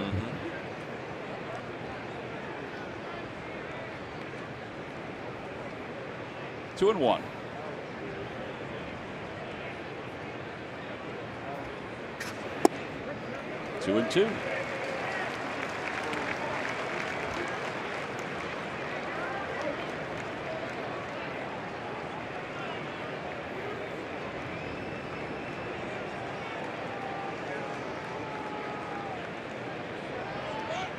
spot here. There's a changeup. He can do a lot of things here. He's got 2 pitches to work with.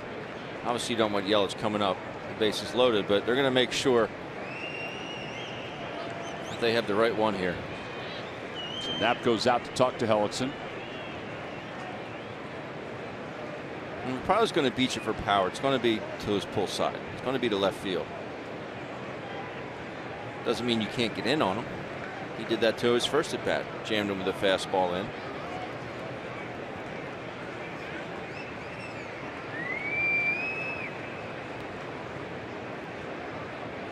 Well, let's see what they decide with a count 2-2.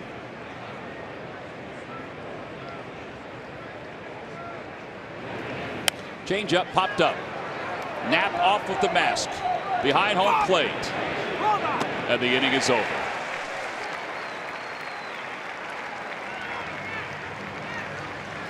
So Jeremy Hellickson, for the 2nd consecutive inning, is able to work out of a jam. That wasn't the only real good play on this catch and pitch. Knapp is off with the mask. Watch Angel Hernandez. I got your back, Andrew, and I'll hold your mask too.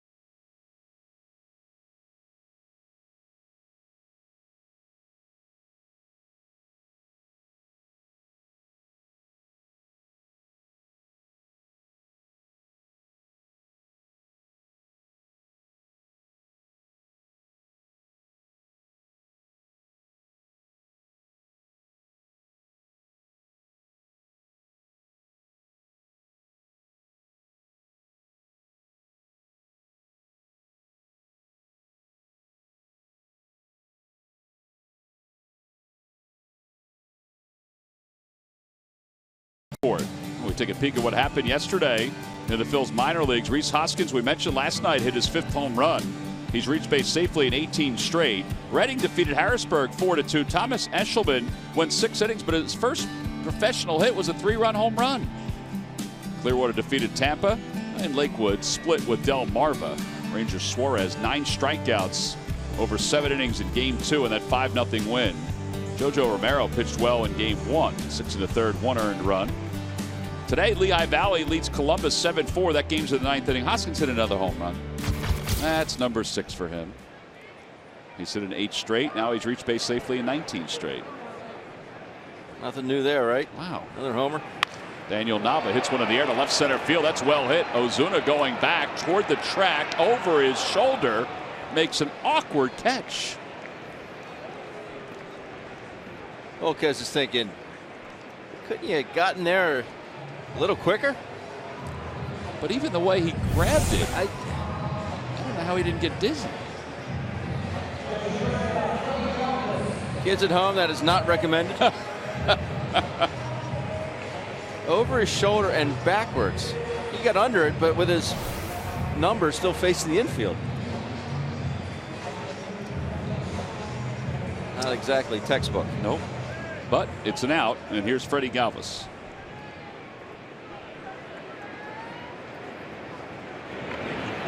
Galvis, who has singled, he's also tripled, 2 for 2.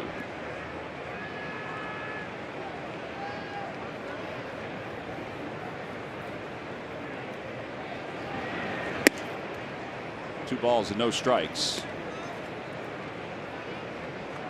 Freddie has scored 1 of the 2 runs. His average now up to 264. It's jumped 21 points today with his 2 hits.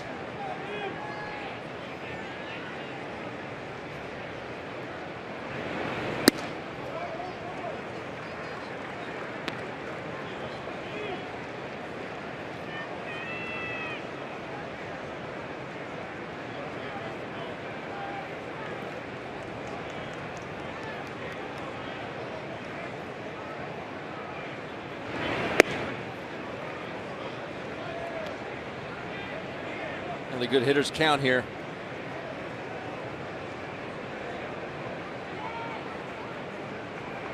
Odubel waits on deck, and now the 3-1 pitch. Out to left field. Ozuna does not have to make the same kind of play. He gets back to the spot. Another 2 outs. Wednesday, May 24th, when the Phillies take on the Colorado Rockies, all fans coming to the ballpark will receive the Phillies baseball cap that you see right there. It's compliments of Teva. It's Teva Respiratory Night at Citizens Bank Park. Tickets can be purchased right now by going to Phillies.com.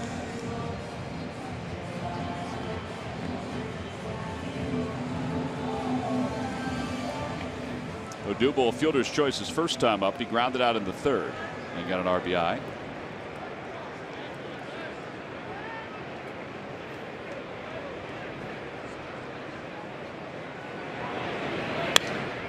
Got a good swing at that pitch and fouled it back. It's 0-1.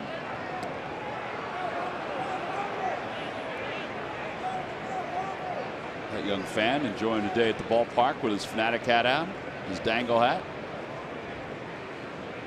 The youngster in the row ahead of him, well, he may have had enough.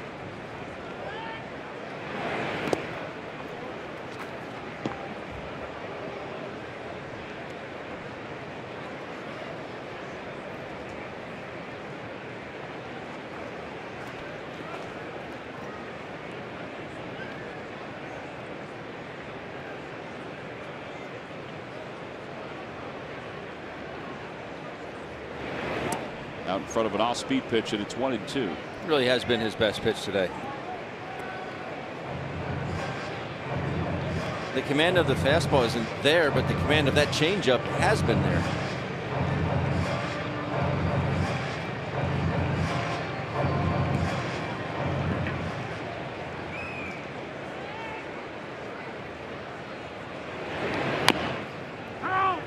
And Odubel looked like he may have been shot in the back. Fouled that ball off his front foot. Down in a heap. Sure did.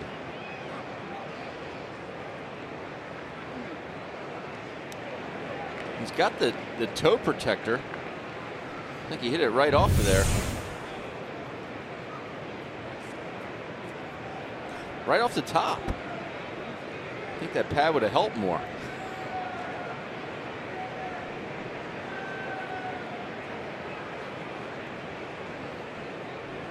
I think it went into that crevice where the protector has a gap in it.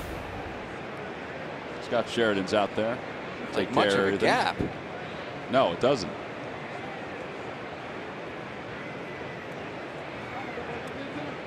I'll say it might be time for some new nails there for Odubel. Looking a little low. The spikes.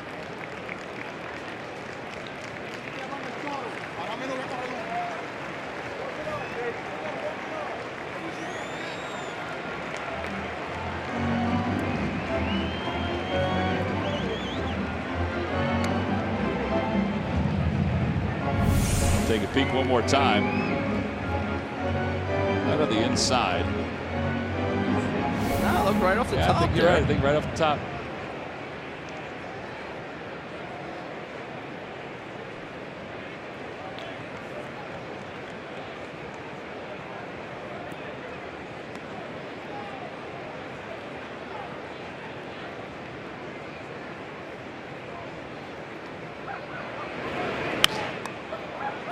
Fouls it off the left side and stays alive, so it remains 1-2.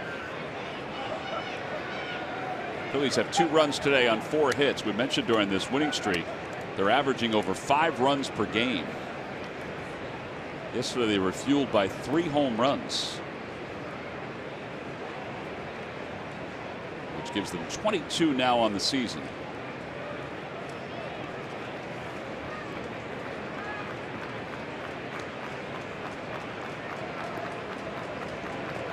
Honda going right back in there from Volquez. Guy just all over the ground after fouling a ball. If you don't want to do it again. Little tapper. And Odubel is retired 1-3, and Phillies go down 1-2-3 here in the 5th inning. 5 in the books here in Philadelphia, and the Phillies lead the Marlins 2-0 as we head to the top of the 6th.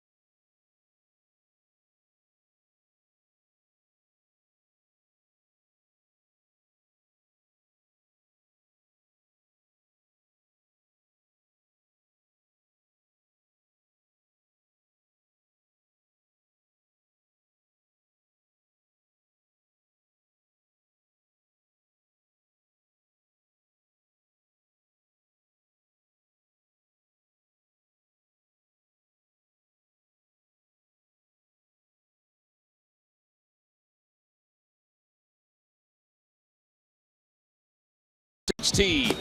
In 79 appearances last season, Neris compiled 80 1/3 innings pitched, ranking him third among NL relievers, while he struck out 102 batters, second most ever among Phillies relievers.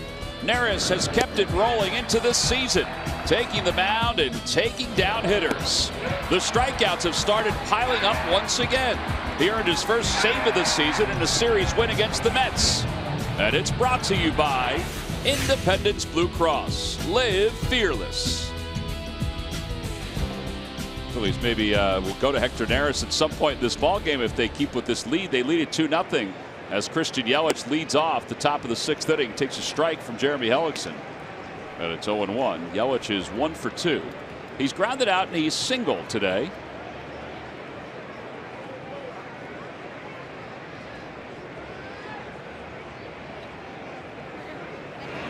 Inside, 1 ball, 1 strike. We'll have to go through the heart of this lineup again. Yeah, last time he got through them with runners on first and third, got Stanton, Ozuna, and Real Muto. That was after Yelich had singled.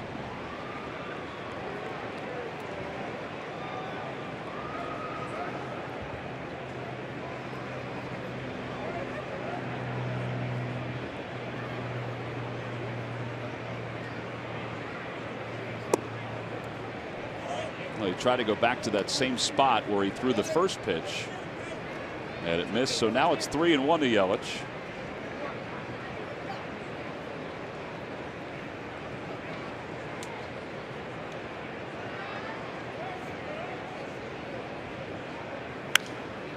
And he fouls it off to the left. Every time the Phillies pitchers retire, the opposition 1-2-3. Comcast will make a contribution to Phillies charities. Phillies baseball is brought to you by Xfinity. Xfinity X1 will change the way you experience TV.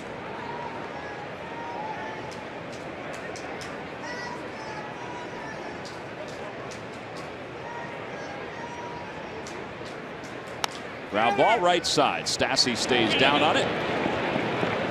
And 1 out here in the 6th. Well, if you want to run the bases and you are a youngster, 14 years of age or under, we invite you to do so Saturday, May 27th, when the Phillies take on the Reds. It's sponsored by Nemours. It'll take place right after the game. Go to Phillies.com to purchase your tickets. So that guy, that youngster, he can run the bases.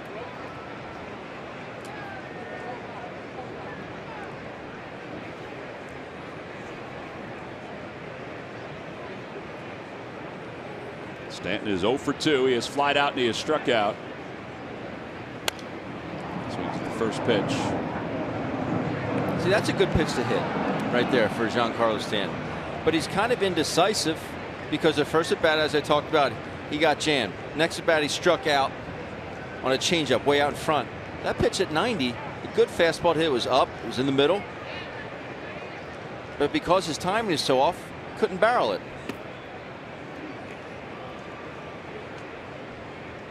But that's also because of the way he's pitching him throughout this day.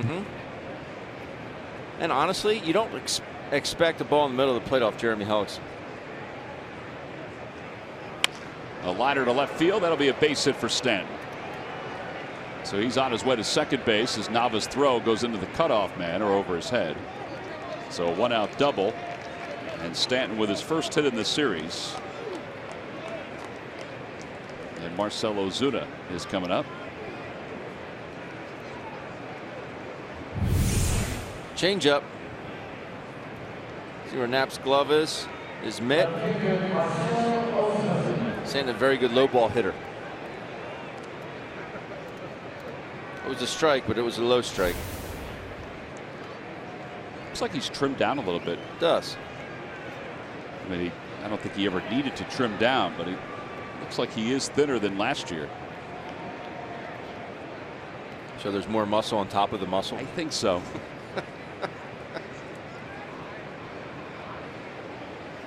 0-1. I'm not sure how that works, but I think so.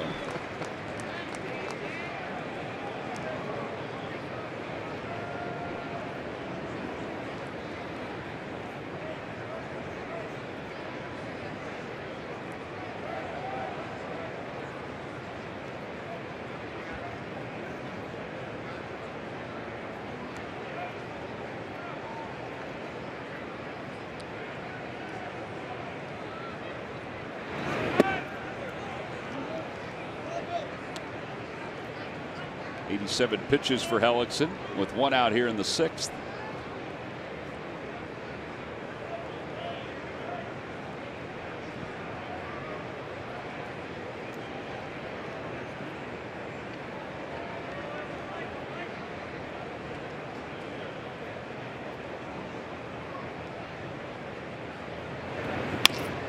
Over to third base, picked by Michael Franco.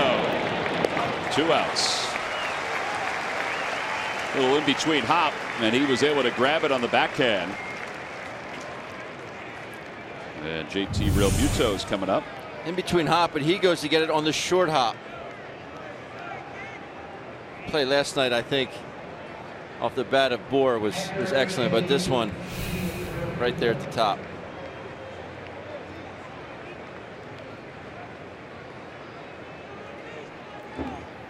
Realmuto singled his first time up, so he's 1 for 2, hitting a cool .358.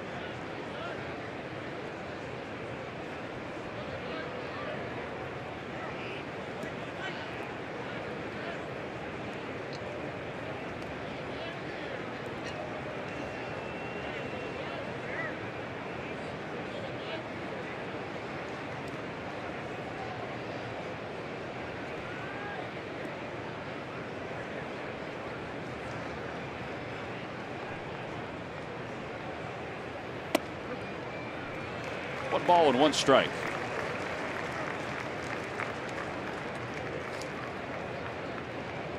Jeremy, like a lot of pitchers, slows up when there's somebody on base.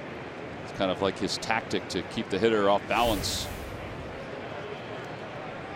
So that pitch cast and the pitch in the inside part of the plate. I think Nat was expecting Realmuto to swing at that, the way he kind of stabbed at that pitch with his mitt. A looper out toward left field. That'll drop for a hit. Stanton's going to head home. Nava couldn't get out of his glove. The throw to the plate is not in time. An RBI single, and it's a 2-1 ball game. Freddie Gonzalez being aggressive over at third to wave in Stanton. And I think it did cost him, because that was a very good throw there by Daniel Nava home. Unfortunately, Stanton was able to pick up a lot of ground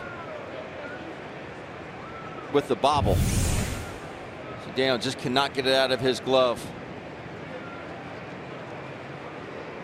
And that little extra step costs him. Puts it right on the money to Knapp at home plate. Yeah, he may have been out if he fielded it cleanly. I'm with you. All right, so it's a 2-1 ball game, and that'll bring Bohr to the plate, who's 0 for 2. Realmuto continued on to second base, so he's in scoring position. The Phillies do get bullpen action going, just as the Marlins get bullpen action. Realmuto now with 2 hits today. Bohr is grounded out to Blanco twice.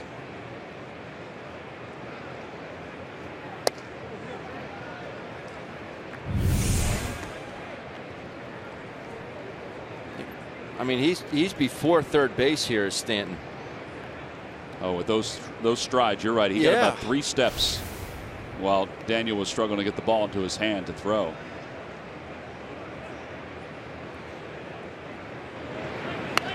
Or fouls it. 1 ball, 1 strike.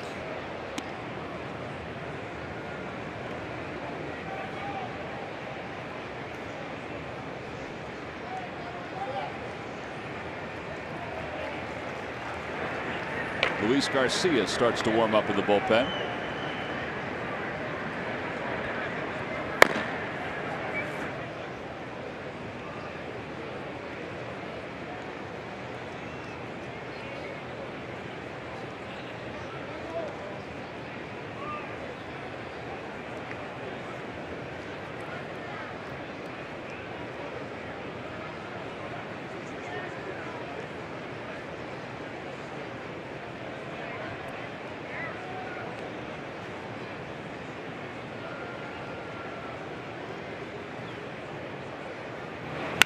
Off the end of the bat, a one hopper right at Andres Blanco. So a run does score for the Marlins, but they leave one in scoring position. They get a couple of hits. We'll head to the bottom of the 6th inning. That's the line on Jeremy Hellickson.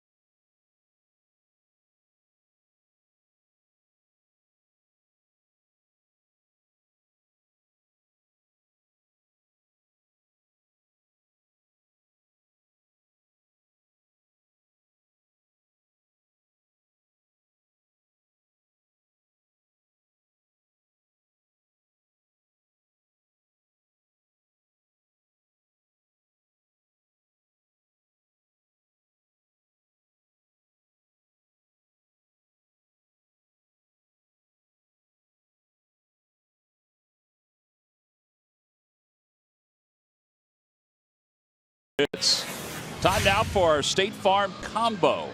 State Farm here to help life go right. Maikel Franco, 11 RBIs in the last 6 games. Aaron Altair has scored a run in 8 consecutive games.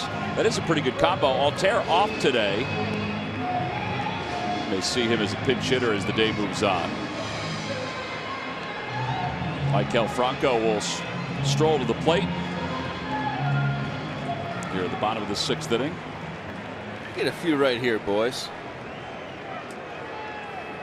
Yeah, Volquez has been kind of teetering, but has not allowed a hit in the last couple of innings. Just the walk to Andrew Knapp. So Maikel, who is singled, he's also walked in this game, will lead it off. It'll be Franco, then Saunders, and Andres Blanco. First pitch is in there, 0-1.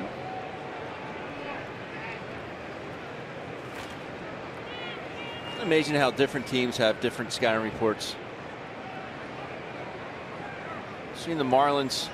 Saw Chen trying to get him out inside last night. See, Volquez made a concerted effort to get him out inside. Would you ever pitch him inside?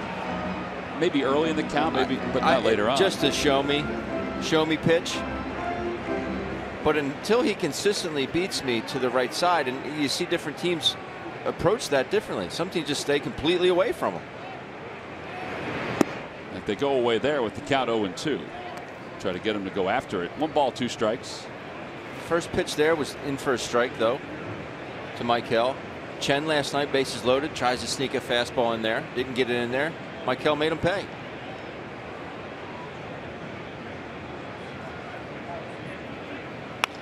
He spins that one out toward right center, and it's grabbed by D. Gordon for 1 away.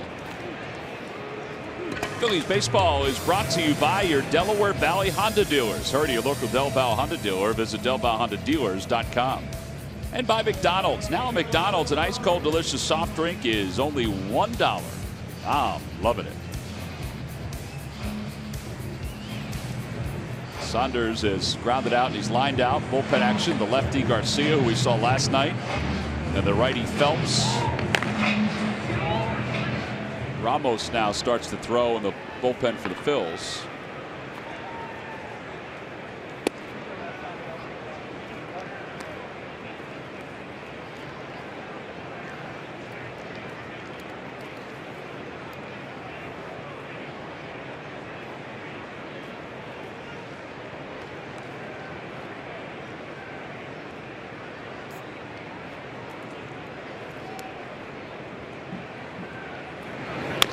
Bouncer back toward the middle.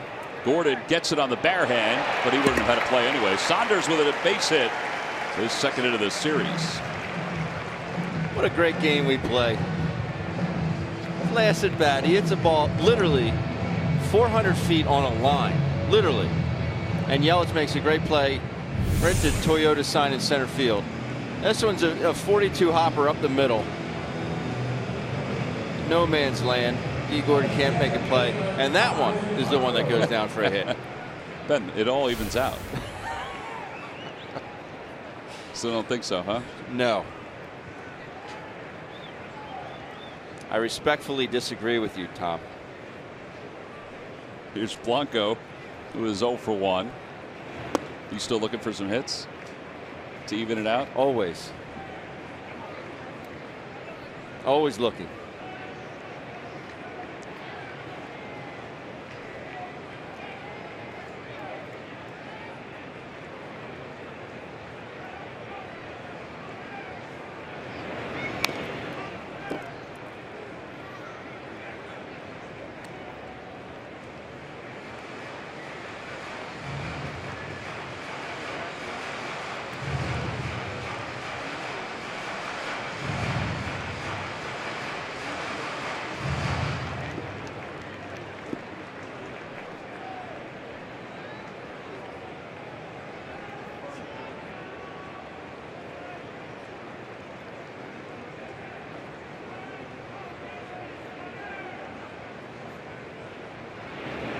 Way outside, 2-1. Depending on what Blanco does, may dictate who Stassi is going to face.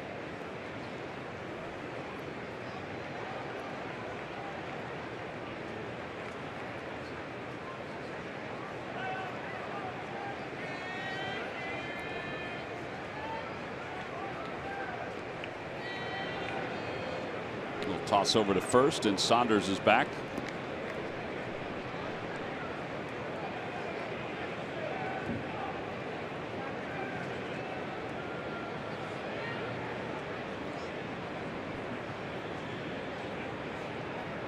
Two balls, one strike.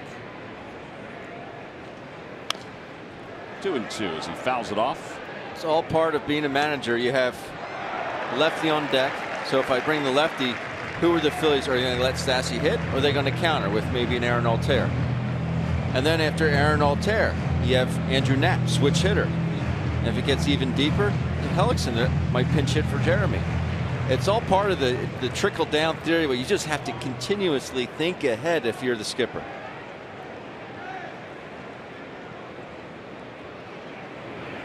Inside, 3-2.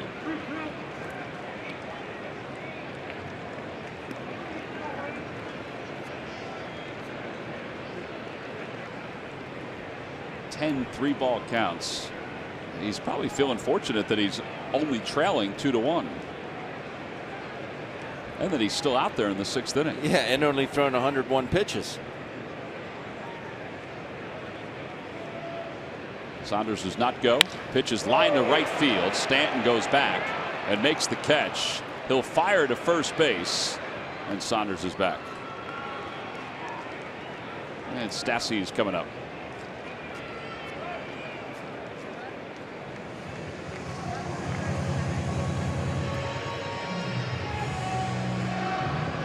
Hitting in the big leagues is obviously tough. You get a pitch, you have to do something with it. You can't miss these pitches. 3-2 count, Brock Stassi is second at bat. Where's this pitch located? Right down the middle. He gets a good rip at it. Next pitch, change up. And you find yourself walking back to the bench. When you get that good pitch, you have to take advantage of it. Yeah, and those pitches were in somewhat of the same spot, but very different in velocity. One ball and no strikes. And that's all part of the thinking. Okay, I got that 3-2 that first time, that good pitch I fouled off. Did I swing too hard? Did I pull my head just a hair? How can I learn from that situation when I get in that position my next time?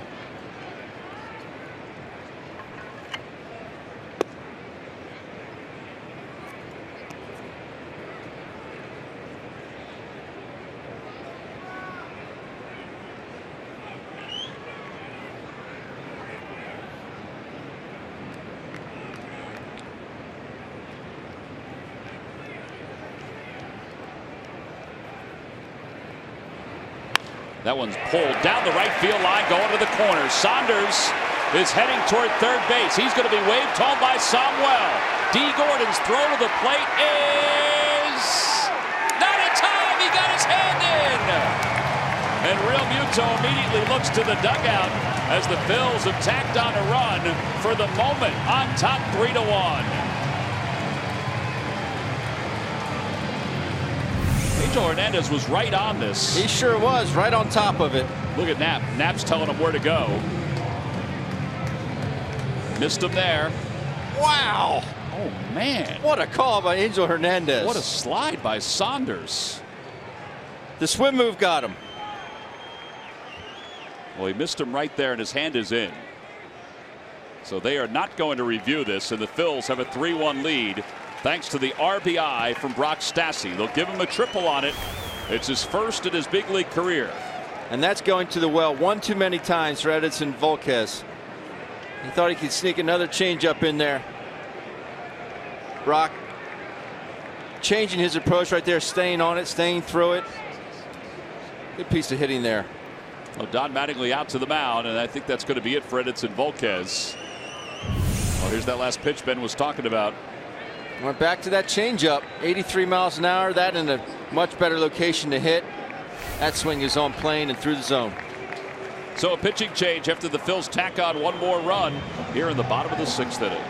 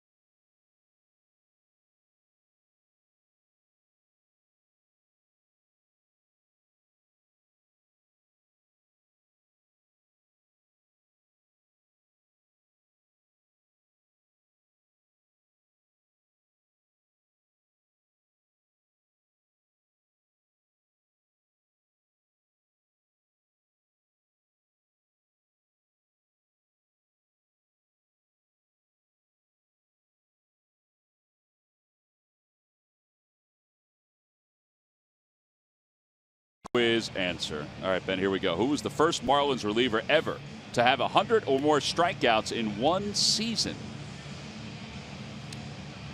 Well, I've been living in the past recently with some of these questions. Oh, yeah? I went to the list that we check it twice, Santa Claus? Went over last night, and I just know that the fellow who's currently on the Marlins had a ton last season, Kyle Bearclaw, so I'm going to go with him.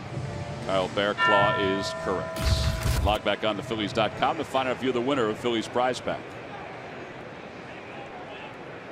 He's a strikeout machine. Yes, he was.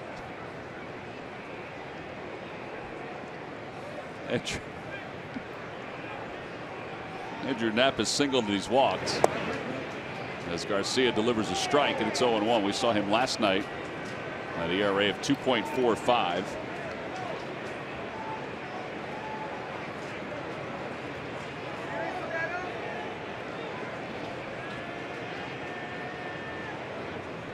Gave up a home run in last night's ball game. A high fly ball to left center field. Ozuna and Yelich are out there. Yelich says he has it. And the inning is over. But the Phillies add another run on an RBI triple by Brock Stassi, the first of his big league career. We have completed 6 innings.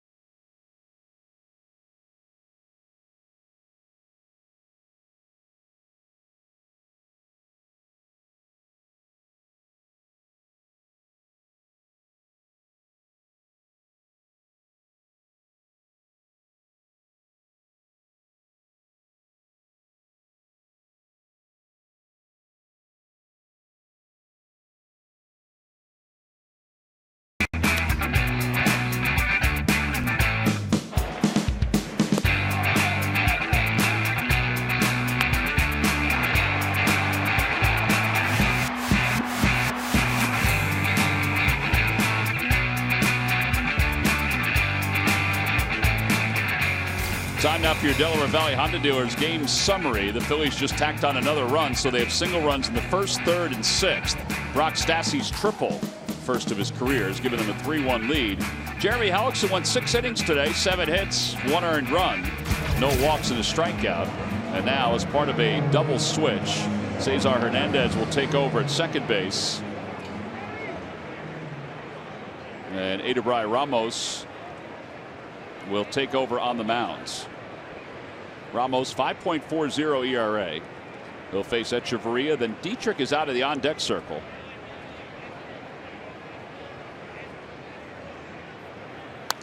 And the first pitch is fouled back. And it's 0-1.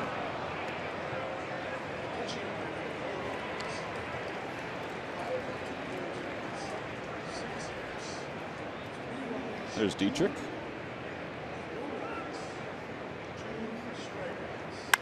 And a line drive that hit off Ramos and dies in front of the second base bag.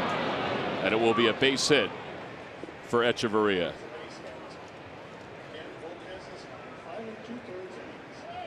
Well, that ball was smoked off Ramos. Hit him right off the arm, it looks like. Yeah.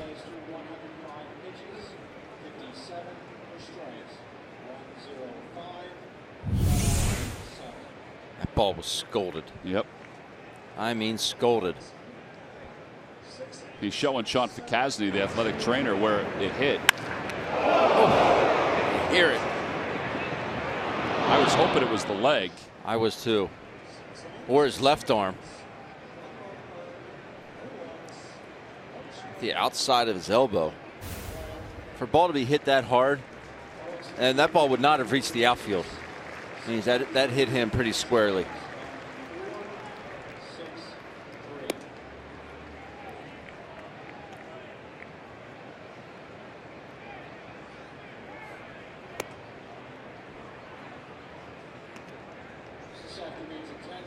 He's trying to stretch it out a little bit. Yeah.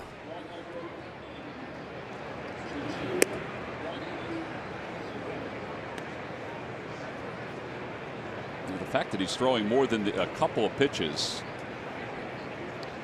tells me that's really not loosening up. No. He says he's ready.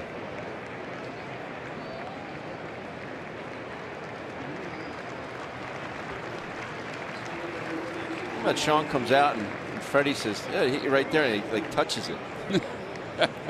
Yeah, know where it hit me.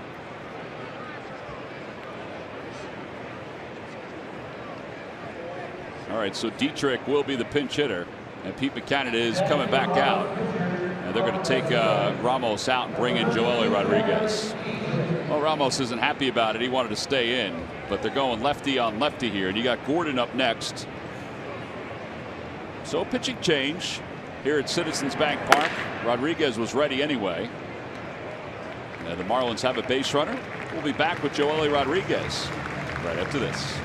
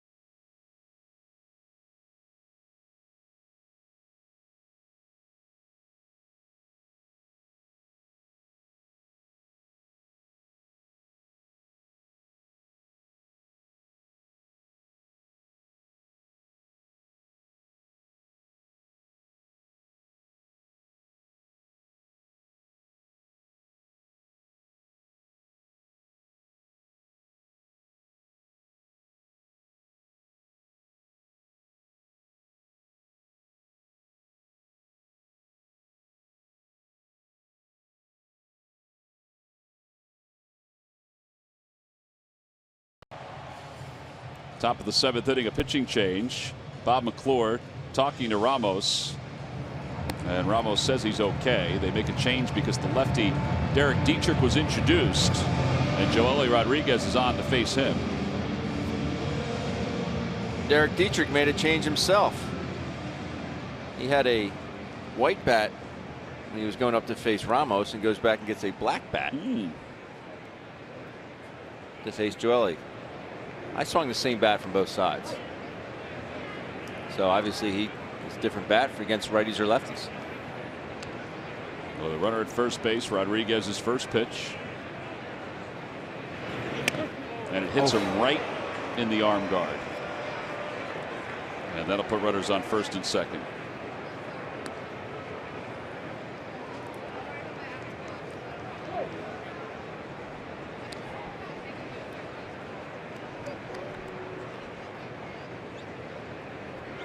So 2 runners on, and D. Gordon is up. Just keeps running in right on that elbow guard.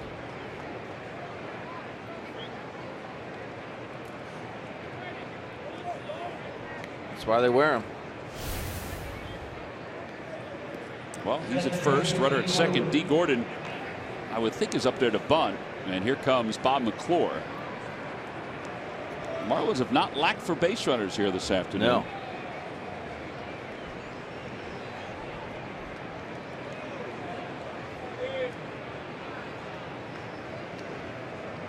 Bob just going out right now.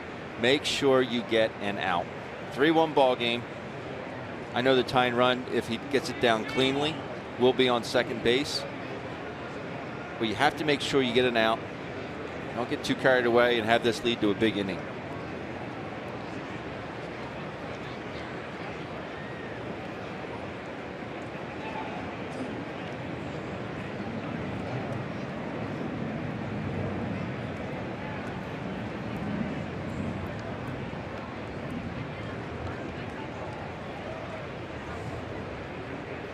Bob is back to the dugout. D. Gordon is 1 for 3. He singled to left center field his last time up.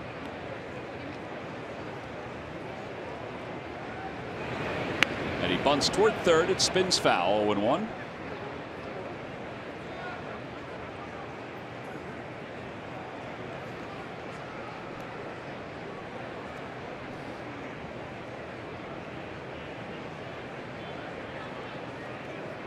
Looked like he was bunting for a hit more so than just sacrificing himself. Now, you think he changes his approach here with 1 strike? He handles the bat so well, and he is so darn fast.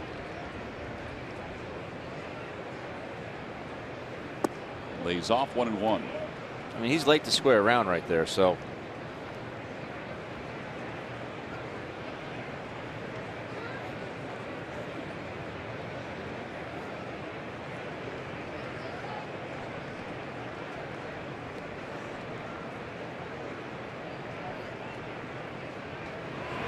He bunts at it, and it's a foul tip.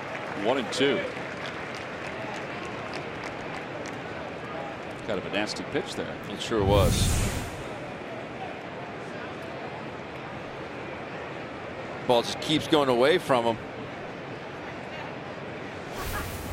Good lateral movement on that slider.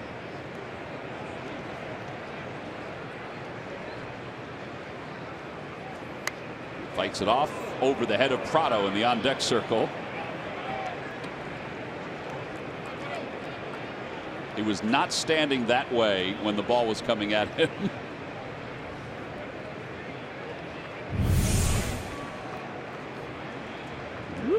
Incoming.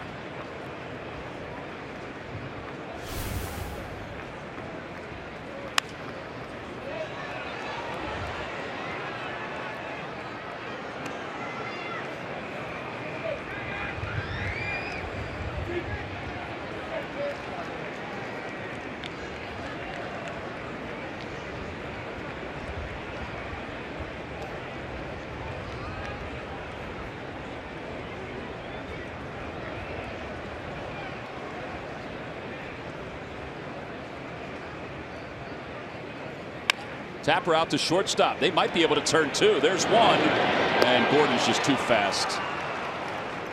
everything had to happen so quickly. But they got the out, and now runners on first and third. Double play still in order as well.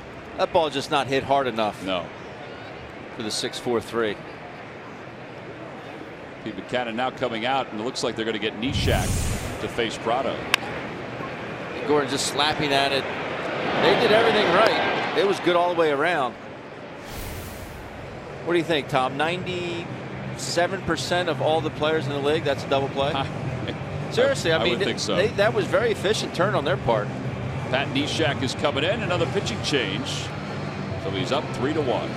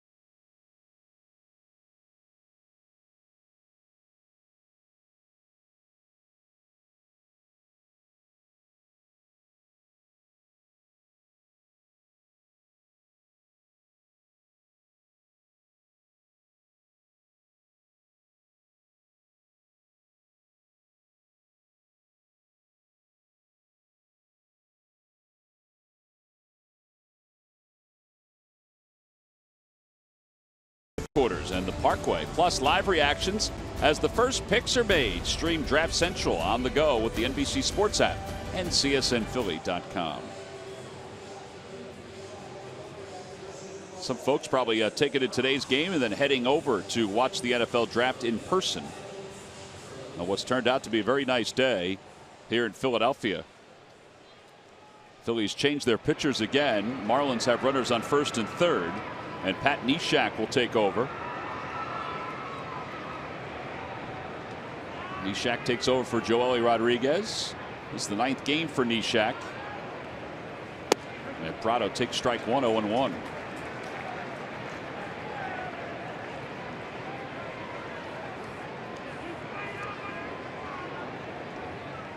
There ever was a good time for double play. Whew.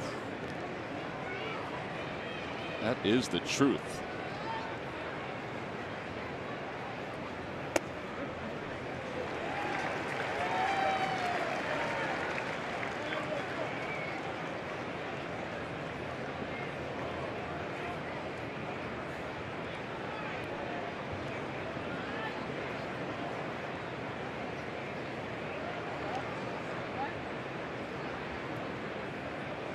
Runner goes from first. Pitch is fouled back.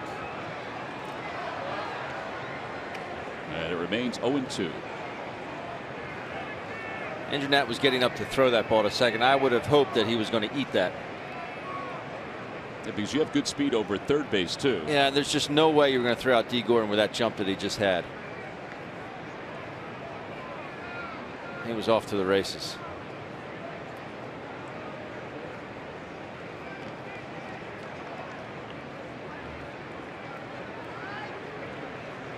Oh-2 pitch coming to Prado. Gordon goes again. It's fouled again. He didn't have as good a jump there. That time it would have been okay to let one go. It's just the other one, he had such a good jump. As a catcher, you start rushing, you might end up getting out in front of yourself, air marrying one to center field. Then you have man on second, the run scores.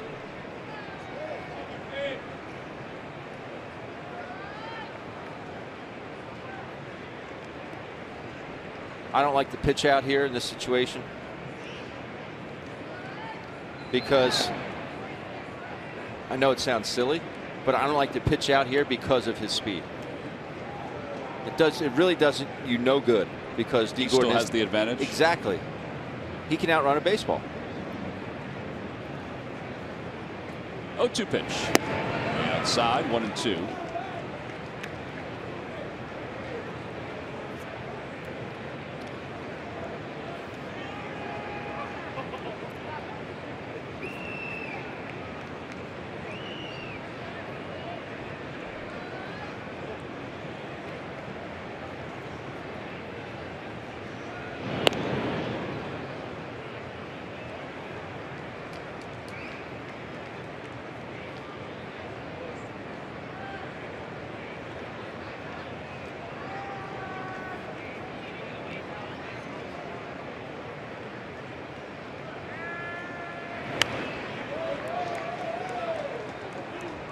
Prado is a difficult guy to strike out.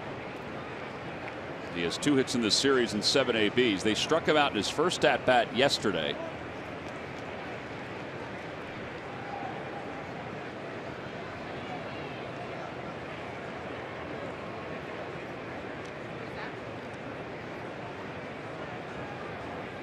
One ball, 2 strikes. Well, he's just looking to put the ball in play.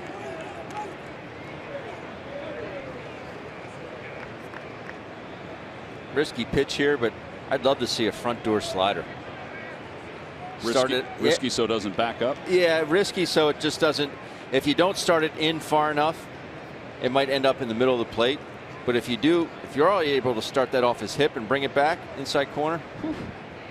Runner goes, pitch is lifted in the air, shallow left field. Nava is under it. Echeverria is tagging from third, and Echeverria just draws the throw. And Franco cuts it off, 2 outs.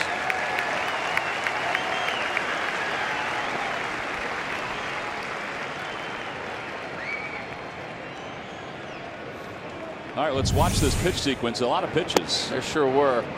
Fastball, slider, slider, slider, fastball, slider, and everything away. Actually, that was probably the worst slider he threw the entire bat. Got away with it. So now Yelich is up. He is 1 for 3.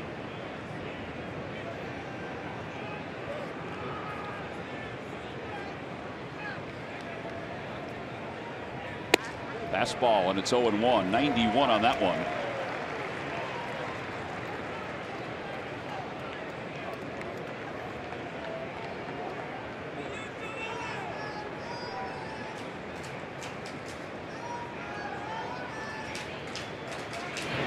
Ground ball back toward the middle, a base hit. A run will score, and it's now a 1-run game again as Yelich picks up his 2nd hit of the day.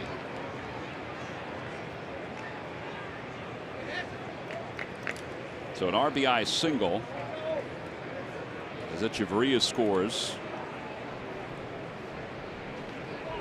And Giancarlo Stanton will be the hitter.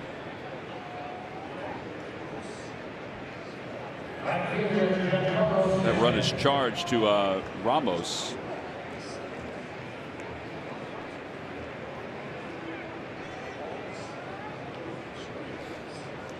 Here's Stanton. Stanton is double tonight or today and scored. And it's 0-1. Little flinch there out of Giancarlo. First pitch slider.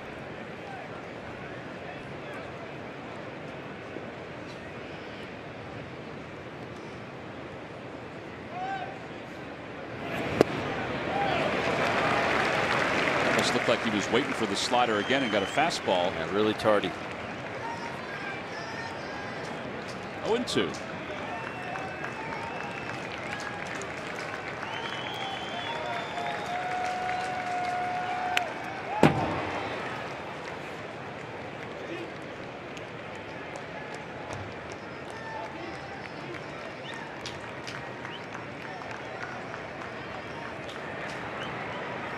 Brad Ziegler and Phelps now throwing in the pen.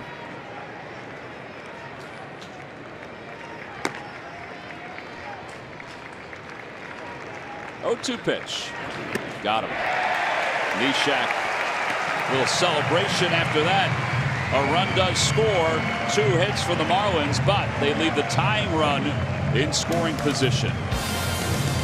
Now Pat Neshek, you're going to talk about a guy that keeps hitters off balance. That's exactly what he did to Giancarlo Stanton. We'll stretch here in Philadelphia.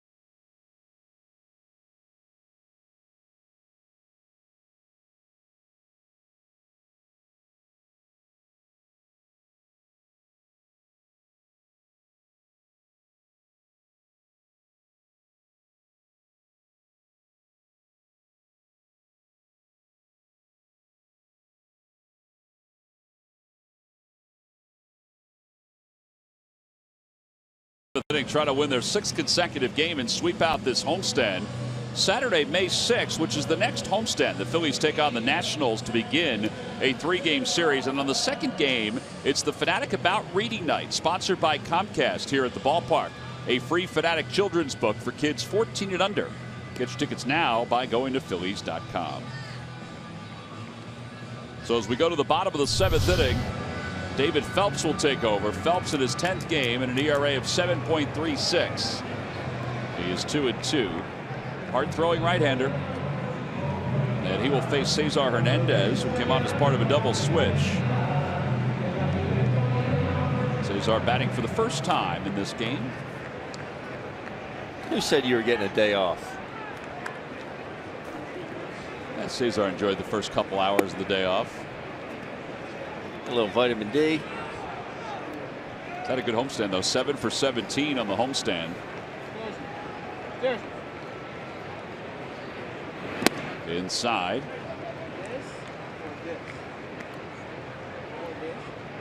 You know what I like about it is he's really struggled in New York. A lot of strikeouts. Came back very first game. Lays down a bunt. Gets himself back on track in a very good series against the Braves. Able to right the ship right away.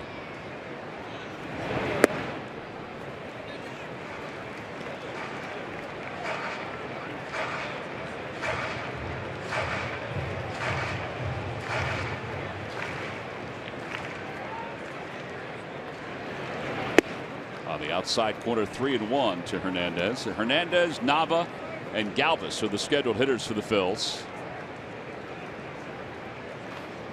Ordinarily, I'd say take another one, but he's been swinging it so well. He does. Ball 4, and the Phils have a base runner here in the 7th inning. Well, what's going on around baseball there, Greg Murphy? Well, I'll tell you, Tom, it's time for your unlimited baseball break presented by T-Mobile. And here we go again with the New York Mets. Remember last season, injuries really derailed their season. They made it to the postseason, but they were not healthy when they got there. And once again, they're dealing with it. Noah Syndergaard was scratched from his start today with what they're calling a tired arm. He said yesterday he was shagging some flies during batting practice, and he couldn't even lift his arm above his shoulder. So they've decided to scratch him. Matt Harvey started that game in New York today against Atlanta. They're hoping he's going to just miss one start. He says he He thinks he'll miss just one start, but we will wait and see on that. And in that game versus the Braves, Yoenis Cespedes, who is just back from dealing with some hamstring issues, once again rounding first, trying to leg out a double. He pulled his hamstring, came up lame. They had to immediately remove him from the game, and it looked like it was something that was going to bother him for quite some time. So dealing with Syndergaard and Cespedes are the New York Mets. They simply cannot stay healthy, that team. It certainly doesn't seem like it, guys. Boy, I'll tell you, this early in the season, so many injuries around baseball. And the Mets trail the Braves 6-3. That game is in the 9th inning. No balls and 1 strike to Daniel Nava. Nava has walked and scored a run. He's also struck out and flied out to left field.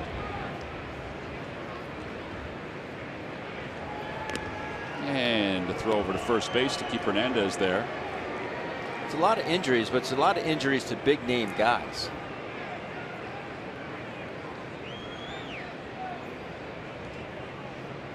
And there's some big names in the National League East, that's for sure. But Murph's right, though. You think about it.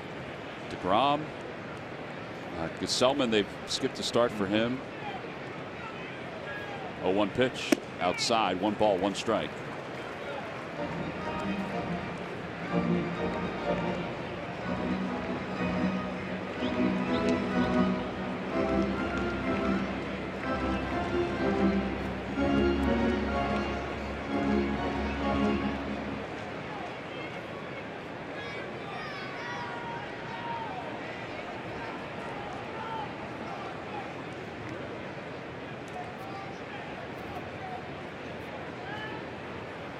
Outside.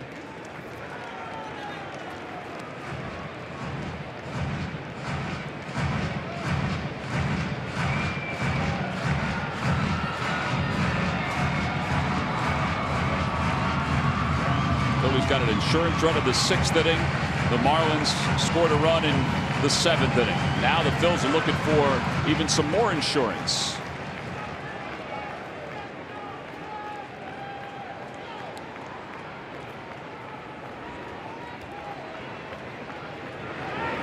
Inside, and that runs the count to 3-1.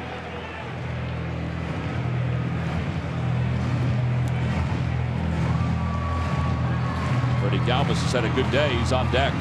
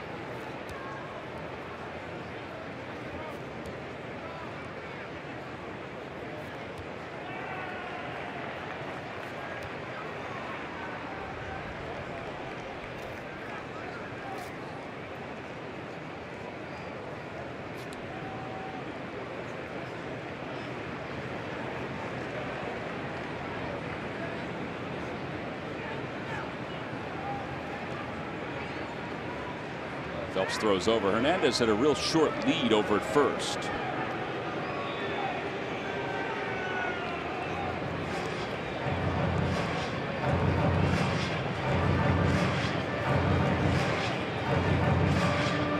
Benoit up and throwing in the bullpen.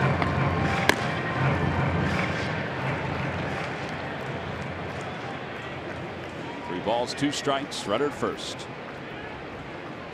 Runner goes, pitch is whacked out to the right side. Gordon's up with it, and he throws Nava out. So the Phils have a runner in scoring position with 1 out. And Freddie Galvis is coming up.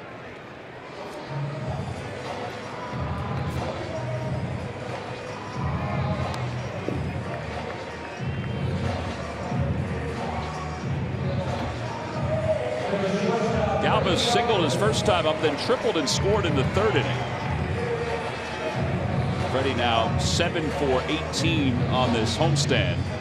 He's hit in 9 consecutive games.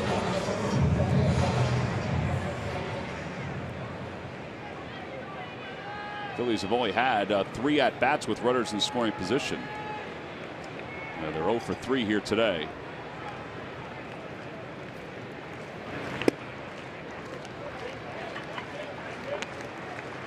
Close pitch, but he holds up.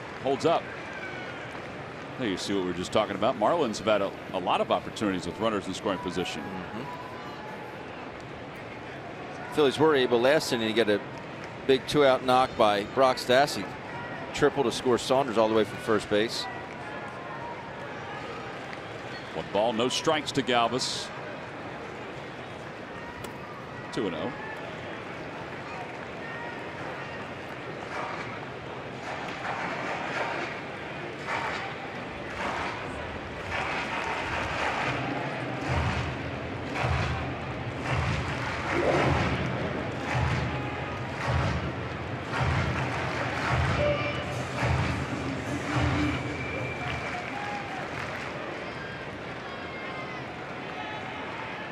Pickoff play on, and Cesar is back. Echeverria snuck in from behind.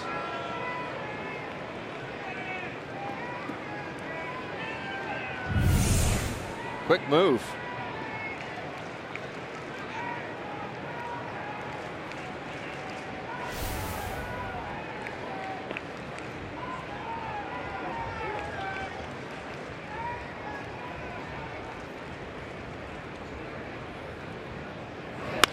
One's pulled sharply to second, backhanded by Gordon.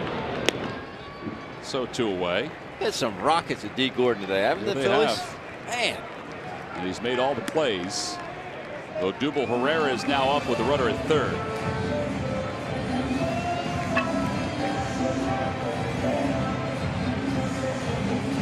Angel Hernandez just looked over at Odubel and waved him over to home plate. Come on over. Odubel has been is one of those guys that did hit a rocket at second base to D. Gordon.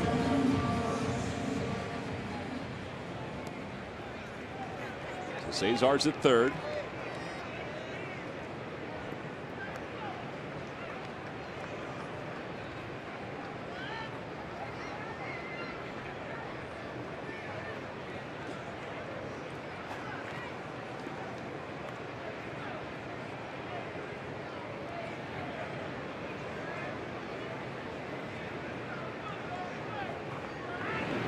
Off the hands, out toward left center field. Echeverria going out, and here comes Yelich. He'll make the catch, and the inning is over. Phillies do threaten. They get a runner over to third. They do not score. We have completed 7. We will move to the 8th with the Phils up by 1.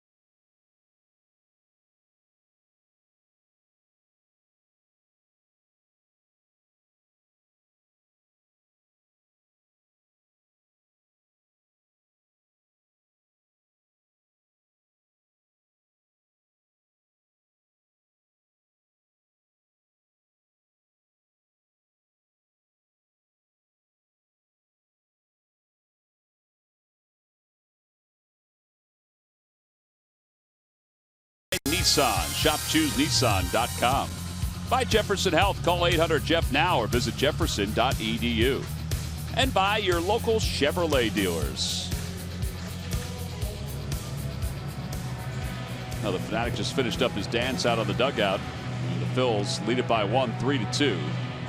Time now for a Hyundai defensive plays of the game. There it is off the bat of Michael Saunders. Christian Yelich going back. Hit the ball that hard, 400 feet on the line. Have nothing to show for it. It's tough. This one, Marcell Ozuna, not textbook, Tom. No. Not textbook at all, but the best play all day was Angel Hernandez catching the mask from Andrew Nat. Excellent job by Angel. And they are your Hyundai defensive plays of the game, brought to you by your local Hyundai dealers. Yelich, who plays so deep out in center field, that's how he was able to track that one ball down. And well, Angel was just in the right place, right time. Here's Joaquin Benoit. Benoit, 2.79 earned run average. He'll begin the 8th inning against Marcell Ozuna.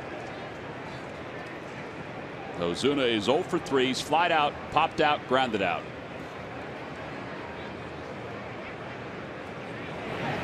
Phillies made a double switch with Benoit. Aaron Altair has come into play left field, so he's in for Nava.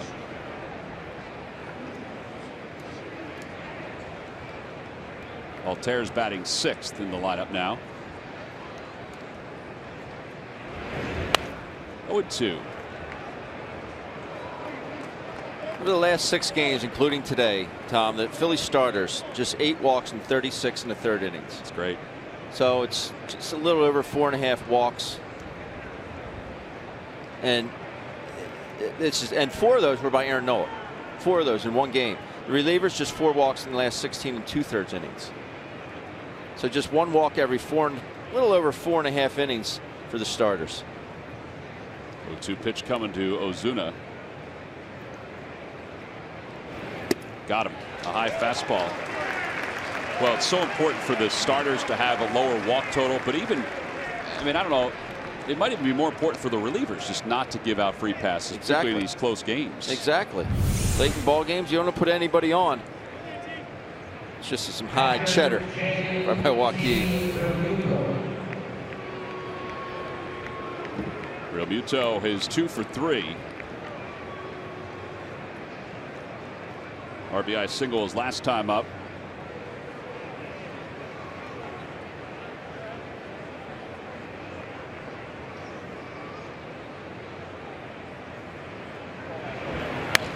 Swings at the first pitch and lifts that one toward the press box area of the Hall of Fame club.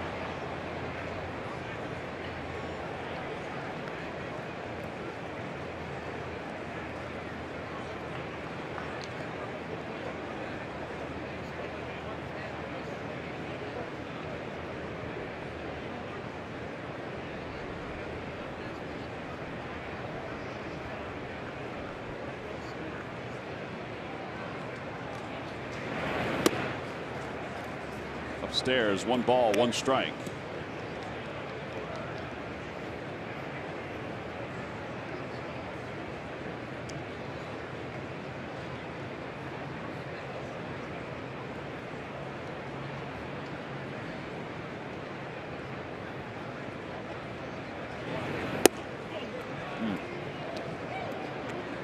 Ball ran outside.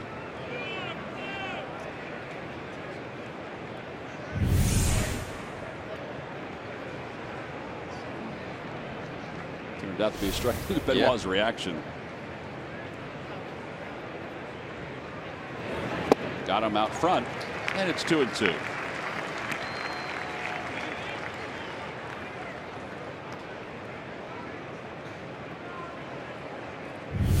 I like this pitch. Whoop. Not a ton of movement, but the location was good. The speed was good. Way out in front. Fly ball off the first base line. Stassi on the run, and it's back a couple rows.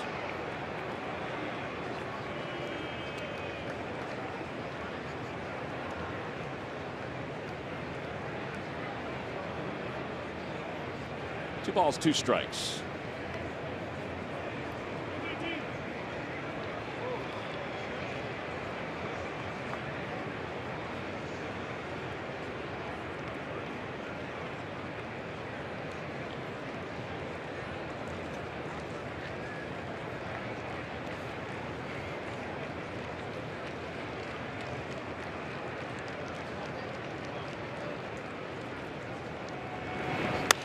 Another foul ball.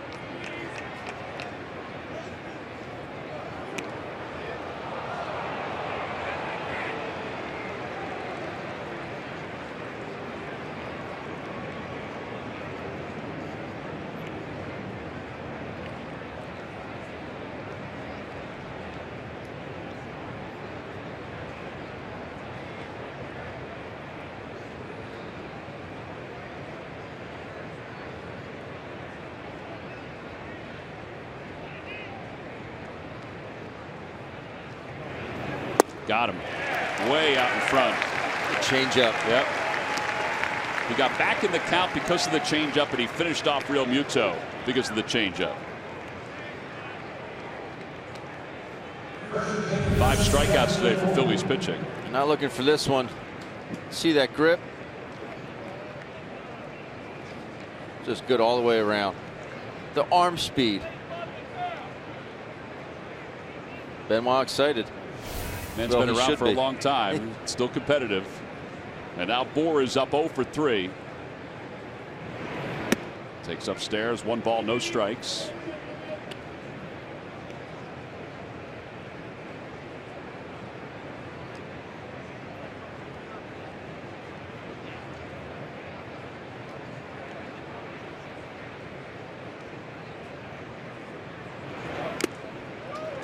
Ball, 1 strike. That is an absolute challenge right there. Pitcher against hitter. And Benoit won that battle right in that spot. Power on power. 96. You can hit it, so be it.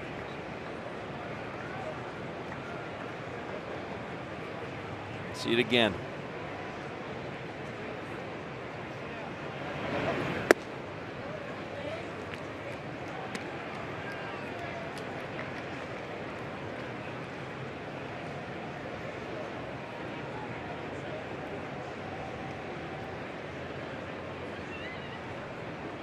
It's Benoit against Justin Bohr with the Phillies on top by 1 here in the top of the 8th inning.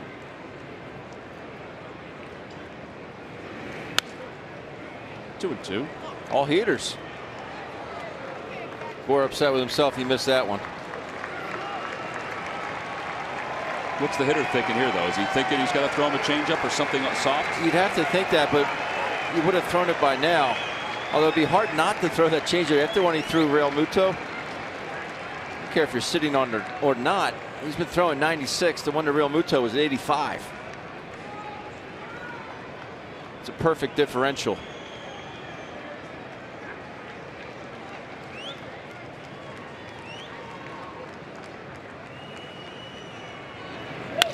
And a liner to center field. Odubel Herrera is there.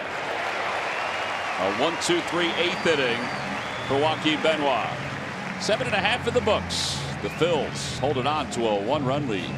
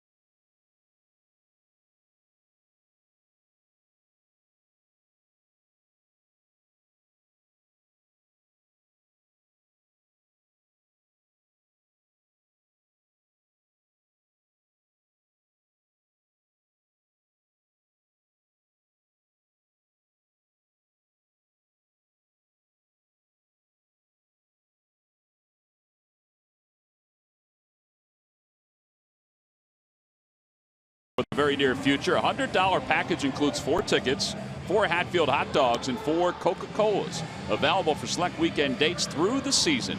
Great value for the fam. Visit Phillies.com for more information and to order your tickets. Oh, we mentioned it's turned out to be a beautiful day as we take a peek down at Center City. Place is going to be hopping today, or I should say tonight, with the NFL draft scheduled to take place beginning at 8 p.m. So it's a full day if you've come to the ballpark. And we'll head out for the draft afterward. Brad Ziegler will take over his 11th ball game for the Marlins. And he will face Maikel Franco, who swings at the first pitch. And that one's down the right field line. It's a long run for everyone into foul territory. No balls, 1 strike.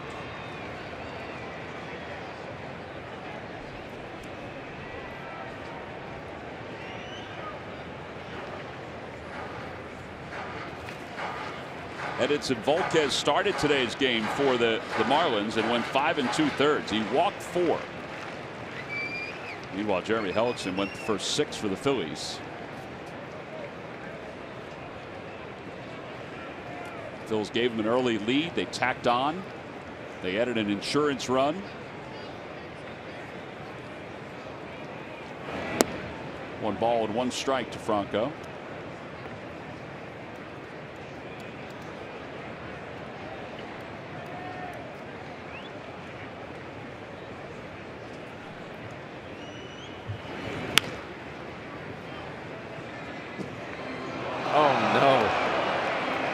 Knocked the padding right off the half wall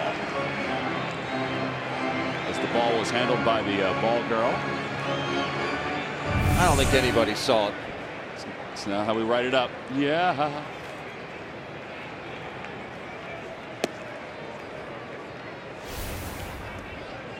He wasn't even close to the ball. No. A for effort. 2-2 pitch to Franco. And he pulls it over the head of Prado down the left field line. Ozuna gets to it quickly, and Franco will hold up at first base. That's his 2nd hit of the afternoon.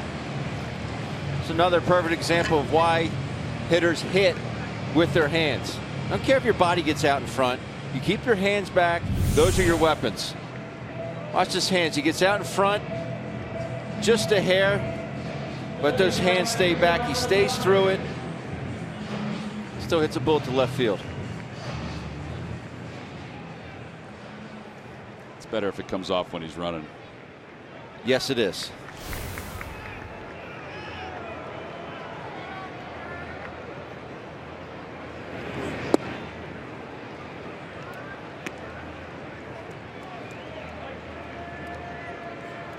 One ball and no strikes to Saunders.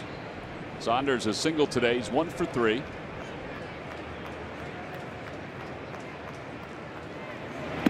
Outside.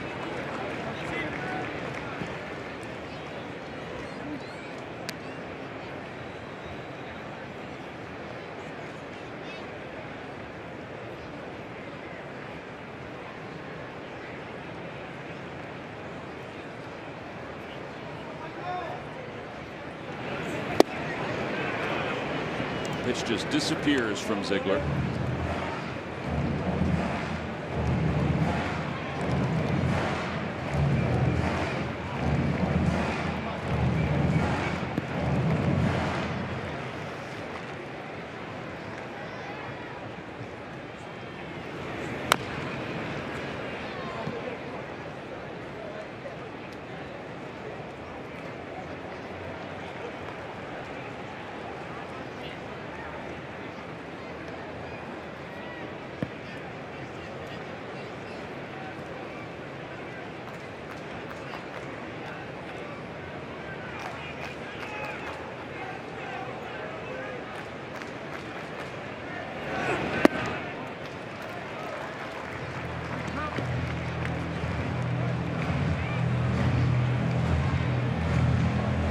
It's full 3-2 with nobody out and Franco at first base.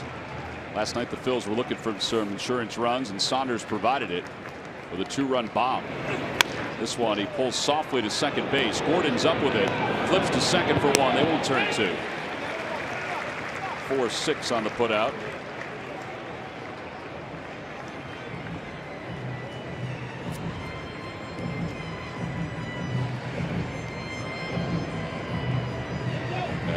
Altair will get a chance to hit for the first time. Altair has hit in 8 consecutive games.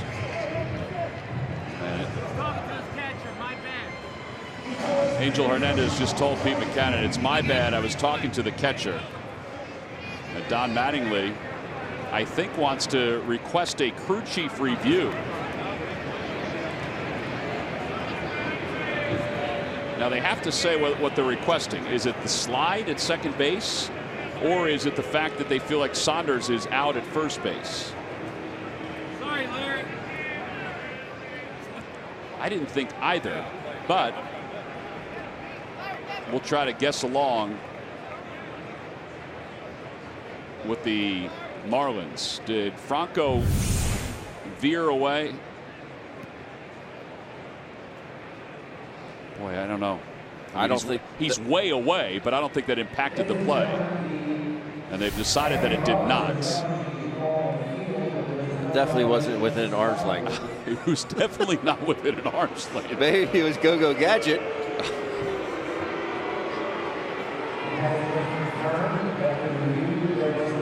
So there is no violation of the slide rule.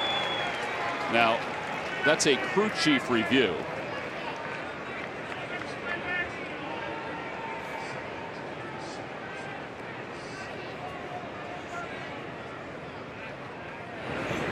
And Altair waves, actually got a piece of it, but it's 0-1.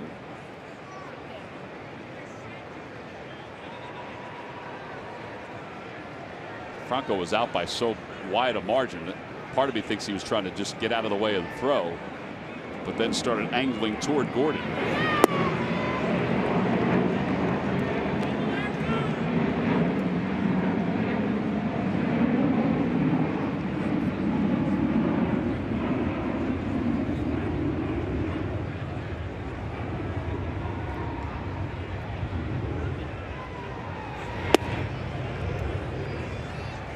Well, pretty good approach on these last 2 pitches by Altair, knowing where they start and then realizing that they're not going to stay in the strike zone.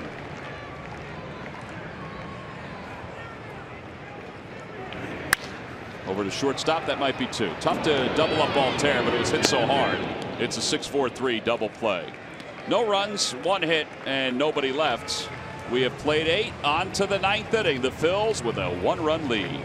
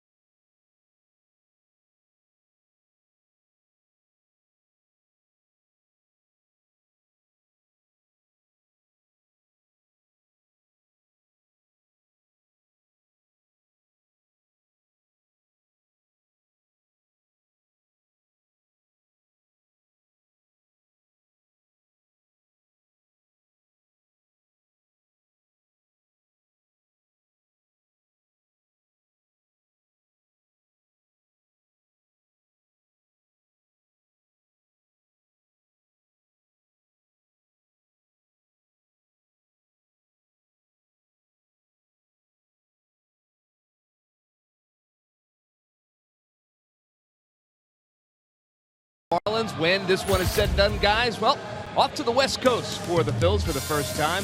Their weekend series with the Dodgers. Friday night, it'll be Jared Eichhoff against Kenta Maeda. That is at 10:10 Eastern Time. On Saturday, Zach Eflin and Brandon McCarthy at 9:10 Eastern Time. And then on Sunday, the Phils still figuring out who's going to throw for them on Sunday. They will face Hyun Jin Ryu for the Dodgers. That is a 4:10 Eastern start. And, we mentioned Brandon McCarthy, but I would be remiss Fellas, if I did not mention Helene McCarthy, or better known as Mama McCarthy, happy birthday wishes being sent out to her. And also best wishes to Tom's dad, Tom, as well. Tom McCarthy, you're both watching today. But happy birthday to Helene. I know she's watching. Yeah, Murph, she always loves when you wish her happy birthday on TV. Happy birthday, Mom. 39 again. Amazing how that happens. It does. Happy birthday, Mrs. T-Mac. There's Hector Neris to face Echeverria, and Echeverria fouls it off to the right. Nice play by a youngster off the carom. And it's 0-1. Hector Neris comes in with an ERA of 2.38. Outside with a 95-mile-an-hour fastball. This is team leading 12th game. I think he's probably going to be near the top of the list by the end of the season. He went after the changeup, picked up by Galvis, 1 out.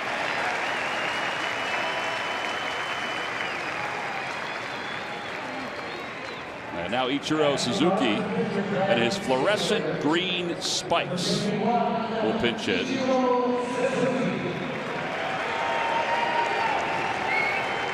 I like the fact that the crowd acknowledges him like that. Very cool. As you would expect, a great understanding of the history of the game. Slaps the first pitch foul, and it's 0-1. I was in talking with Phil Sheridan today. The team had to stay in Wilmington because of the NFL draft. So they had an off day on Monday here in Wilmington. Ichiro came here to the batting cage to hit on the off day on Monday, all the way from Wilmington. He hits every day. 0-2. It shows you the work ethic and the reason he has amassed so many hits. Trying to stay sharp.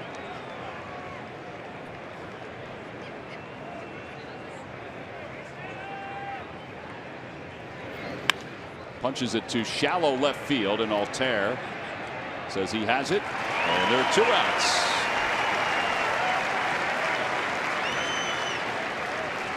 Coming up after the ball game, it's Phillies post-game live. Marshall Harris and Ricky Bottalico will be on hand to talk about the Phils game against the Marlins, and also discuss what Jeremy Hellickson did today, as well as the success of the Phillies bullpen this afternoon. Presented by Cure Auto Insurance.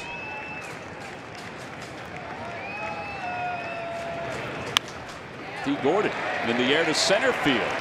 Odubel Herrera is under it, and the Phillies have swept out the Marlins. They sweep out the homestand as they win today by a final score of 3-2. And yes, Hector Neris has an easy 9th inning to record the save. 7 pitches. That's your goal as a closer. Come in and get 3 outs the fastest way you can. Well, he did. He did just the 7 pitches to get those 3 outs. How about that? The last perfect homestand was back in the old days when the Phils were winning divisions. In September of 2012, they were 6-0 against the Rockies and the Marlins. Or at least battling for divisions. Brock Stassi's RBI triple is our W.B. Mason delivery of the game. 2 outs in the 6th inning, and Brock Stassi comes up, gets a changeup. Saw a lot of them today off Edison Volquez. Shoots it down the right field line. A tremendous slide by Michael Saunders. Really good. I mean, tremendous. Brock Stassi loves it. The Phillies love it. That is your W.B. Mason delivery of the game, and he's down on the field with our very own Greg Murphy. Murph? All right, thank you very much. Yeah, here with Brock Stassi, and well, your first big league triple. It goes right down the right field line. Did you know off the bat? Were you thinking 3 off the bat? I wasn't really thinking 3 off the bat, but once I saw him throwing it home, I figured I should keep going. So, yeah, it worked out. I just asked you if you got a chance to see Saunders slide at home, because it was pretty great. You said he told you about it?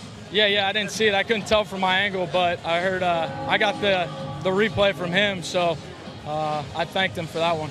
You know, hitting at the big league level is a consistent process for you guys. Your second at bat, he goes fastball, you foul it off, then a changeup, and he gets you on a strikeout. In the third at bat, you're able to hit the changeup. Were you looking for that? I wasn't really looking for it. Those first couple at-bats, I was trying to do too much and just yanking off everything. So that third at-bat, I really tried to stay up the middle and stay through something, and he left the changeup up, and I got it down the line. It's the last time that the Phillies team had a home stand where they went undefeated was back in 2012. You guys are 6-0 on this home stand before you head out west. What is the mood in there? I know the vibe in the dugout certainly is energetic. What's the mood back in the clubhouse? Oh, we're just having a lot of fun. Great team chemistry in the clubhouse. It's a lot of fun to show up to the yard every day. Everybody gets along really well, and we may not have the best team on paper, but we get along so well, and that goes a long ways. Certainly does. Well, we're going a long way. We're headed to L.A. We'll see you on the plane. Guys, back upstairs. All right, Murph, thank you. We appreciate that. Brock Stassi helping the Phils to a 3-2 victory today. Our Chevrolet player of the game, well, we're going to turn to the mound with Jeremy Hellickson. Jeremy Hellickson fielding a position here in the first inning off D. Gordon, but he had it going. Was able to get out of a couple jams in this ball game. Still was able to keep that pitch count down. Used all the pitches, all four. The cutter was very good today. Changeup is always good, but able to get in on some righties, get in on some lefties with that cutter, and some good defense. Just outstanding job again by Jeremy Hellickson. You love to see it. They are your Chevrolet. He is your Chevrolet player of the game. So Hector Neris records the save, and it was a quick one, his third of the season. The Phils win it 3-2. We'll be back to wrap it up right after this.